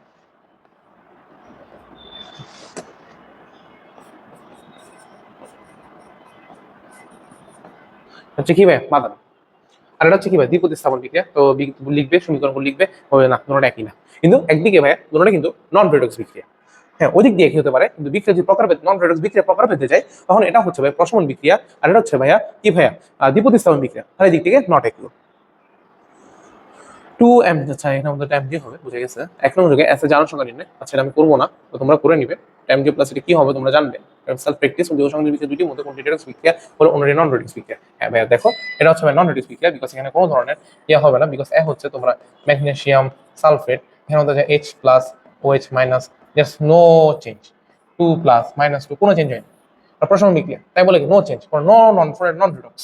এখানে mg হচ্ছে ভাই কত 0, O2 0, mg প্লাস 2 প্লাস এটাও কত -2। তাহলে এর মধ্যে কি এটার সমীকরণগুলো ব্যাখ্যা করে তোমরা লিখবে রিডক্স বিক্রিয়া, জারণ বিক্রিয়া, বিজারণ বিক্রিয়া, তারপর হচ্ছে পূর্ণ বিক্রিয়া, নো চেঞ্জ। তাই বলে কি একটা নন রিডক্স, এক নম্বর রিডক্স, আর দুই নম্বরটা কি নন রেডক্স। ওকে, হ্যাঁ নিয়ত হাইড্রোক্সাইড জানো বিজারণ বিক্রিয়ার মধ্যে। হ্যাঁ তাহলে আলটিমেটলি Fe প্লাস আমি দেখেছি মরিচা এর মধ্যে মূলত দেখো তো ভাই, এর আগে একটা বিক্রিয়া দেখেছি এবং এর মধ্যে ডি বলেছে, তাহলে পানি এবং এটা গ্রহণ করতে পারে তোমার তো OH টাইপস কিছু একটা হবে। হ্যাঁ আলটিমেটলি এফ এর সাথে যুক্ত হয় তোমার এখানে FeOH3 বা FeOH3 হবে, সেই সাথে যদি আমি এখন অক্সিজেন যোগ করি তাহলে সে হবে তোমার Fe2O3। ঠিক আছে, সে কি হবে Fe2O3। প্রথমে Fe এর সাথে H বিক্রিয়া FeOH3 হবে, সেই সাথে FeOH সাথে আমি O2 যুক্ত Fe2O3 হবে। ঠিক আছে, ঠিক আছে। আলটিমেটলি আমি যদি প্রথমে বিক্রিয়াটা দিই তাহলে এখানের মধ্যে হবে তোমার Fe2O3 আসবে, এরপর হচ্ছে কি ভাই তোমার Fe2O3 প্লাস NH2O। H2O সংখ্যাটা আমি জানি না, তাহলে আলটিমেটলি আমি বলতে পারি Fe N ধরে নিলাম Fe2O3 NH2O। তাহলে এখানের মধ্যে আমাকে একটা কথা বলো তো ভাইয়া, এটা বা নন রেডক্স পার্ট, কিন্তু এটা রেডক্স না ভাইয়া, ছিল 0, এখানেও সে ছিল কত ভাইয়া 0, এখানে সে হয়েছে ভাই +3, এখানে সে হয়েছে ভাই -2, তাহলে এটা রেডক্স, এটা জারণ বিজারণ। হ্যাঁ এটা এক প্রকার প্রশমন ঘটে, এটা কি ভাই পানি যোজন। ঠিক আছে, তাহলে এটা রেডক্স, অর্থাৎ রেডক্স বিক্রিয়ার মাধ্যমে কি ভাই ডি যৌগটা গঠিত হয়ে থাকে। ঠিক আছে, তো ফার্স্ট পার্টটা কি ভাই রেডক্স বিক্রিয়া। এন্ড দ্য লাস্ট ওয়ান, পদার্থ বিক্রিয়া কোন কোন শ্রেণী বিক্রিয়া বিক্রিয়ায় অন্তর্ভুক্ত করা যায় তা ব্যাখ্যা করো। যে ভাই এটা তাপ উৎপত্তি বিক্রিয়া যেটা তাপ উৎপন্ন হয়েছে, তারপর হচ্ছে এখানের মধ্যে এল এবং তার কি একটা লবণের মধ্যে তোমার মধ্যে বিক্রিয়া হয়েছে, তাহলে এখানের মধ্যে অবশ্যই এটাতে তাপ উৎপত্তি বিক্রিয়া অন্তর্ভুক্ত করা যায়। তারপর হচ্ছে তোমার এটাকে রেডক্স বিক্রিয়া অন্তর্ভুক্ত করা যায়। যে দেখো কেন রেডক্স, কেন দেখো এটা 0, এটা +3। ঠিক আছে, এটা +3। তারপর এখানের মধ্যে যদি এটা যদি +4 হয়, +1 হয়, তাহলে হাইড্রোজেন হচ্ছে +4, তাহলে আলটিমেটলি এই ক্ষেত্রে এন এর জন্য যে জিনিস রয়েছে সেটা এন এর ক্ষেত্রে হবে NH4+। হ্যাঁ এন কেস অফ কত হবে NH4, NH4+, তাহলে আলটিমেটলি এটা +1 তার -1 তাহলে -3, তাহলে -3, এন হচ্ছে ভাই -3, এন হচ্ছে ভাই কি -3, এন হচ্ছে কি ভাই মাইনাস। কিন্তু এখানে দেখো এনের ক্ষেত্রে হচ্ছে +2 -2, তাহলে আলটিমেটলি কত একটা সঙ্গে কি করতে হবে পজিটিভ হতে হবে, তাহলে সে কি ভাই এখানে +2 -2। ঠিক আছে, তাহলে আলটিমেটলি আমরা এখানে চার সংখ্যার এভাবে তুলনা করে তারপর হচ্ছে এখানের মধ্যে NH4 তো +1, তারপর হচ্ছে -8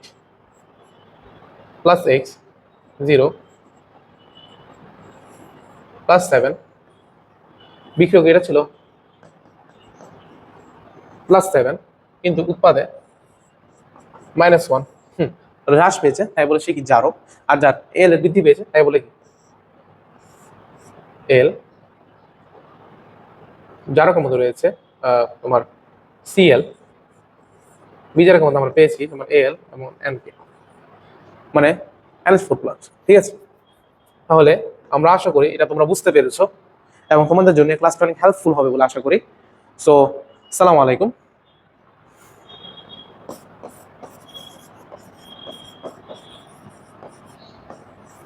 এতক্ষণ ক্লাস জুড়ে থাকার জন্য তোমাদের অসংখ্য ধন্যবাদ। আশা করি তোমাদের জন্য এটা খুবই বেনিফিশিয়াল হবে। আমি এখানে যে কোয়েশ্চেন সলভ করেছি, হ্যাঁ যেখানে একটা কথা বলে রাখি যে আমি কিন্তু তোমাদেরকে এই যেমন এ রিলেটেড N2 + H2 NH3 এই হোমওয়ার্ক টাইপসের জিনিস হয়তো আমি সিকিউতে আনিনি, কিন্তু আমি তোমাদেরকে যেহেতু পড়িয়ে দিয়েছি আশা করি তোমরা এটা সলভ করতে পারবে। হ্যাঁ যেখানে আমাদের প্রথমে ডেলের এন তুলনা করে চাপের প্রভাব, তারপর সেখানে তাপমাত্রা ΔH দেখে বা তাপমাত্রার যে অবস্থানগুলো দেখে এগুলো দেখে হচ্ছে কি ভাই তোমার সাম্য অবস্থায় তোমার তাপমাত্রার প্রভাব কি হবে, এগুলো তোমরা অবশ্যই সলভ করতে পারবে। তো আশা করি এটা তোমাদের জন্য খুব বেনিফিশিয়াল হবে। এবং আমি যা পড়িয়েছি এবং কিছু একটা অ্যাডভান্স টপিকও পেয়েছি ছাত্র বিশ্লেষণে। ছাত্র বিশ্লেষণ দিতে কেন ইলেকট্রন স্থানান্তর হয় না, বরং মূলত তোমার প্রতিস্থাপনের মধ্যে একটা জাস্ট রিয়েকশন, সেটা আমি তোমাদেরকে দেখিয়ে দিয়েছি। তো আশা করি তোমরা যদি লিখতে চাও লিখতে পারবে, আর যদি চাও যেন আমরা পোলার সমুদ্র যেগুলো দিয়ে লিখবো আয়রন দিয়ে লিখবো, তাহলে অবশ্যই লিখতে পারবে। তো আজকে এতটুকুই রাখছি। আশা করি তোমরা এখান থেকে প্রশ্নগুলো পরীক্ষার মধ্যে আশানুরূপ হবে এবং পরীক্ষাটাও তোমাদের ভালো হবে। সালাম আলাইকুম।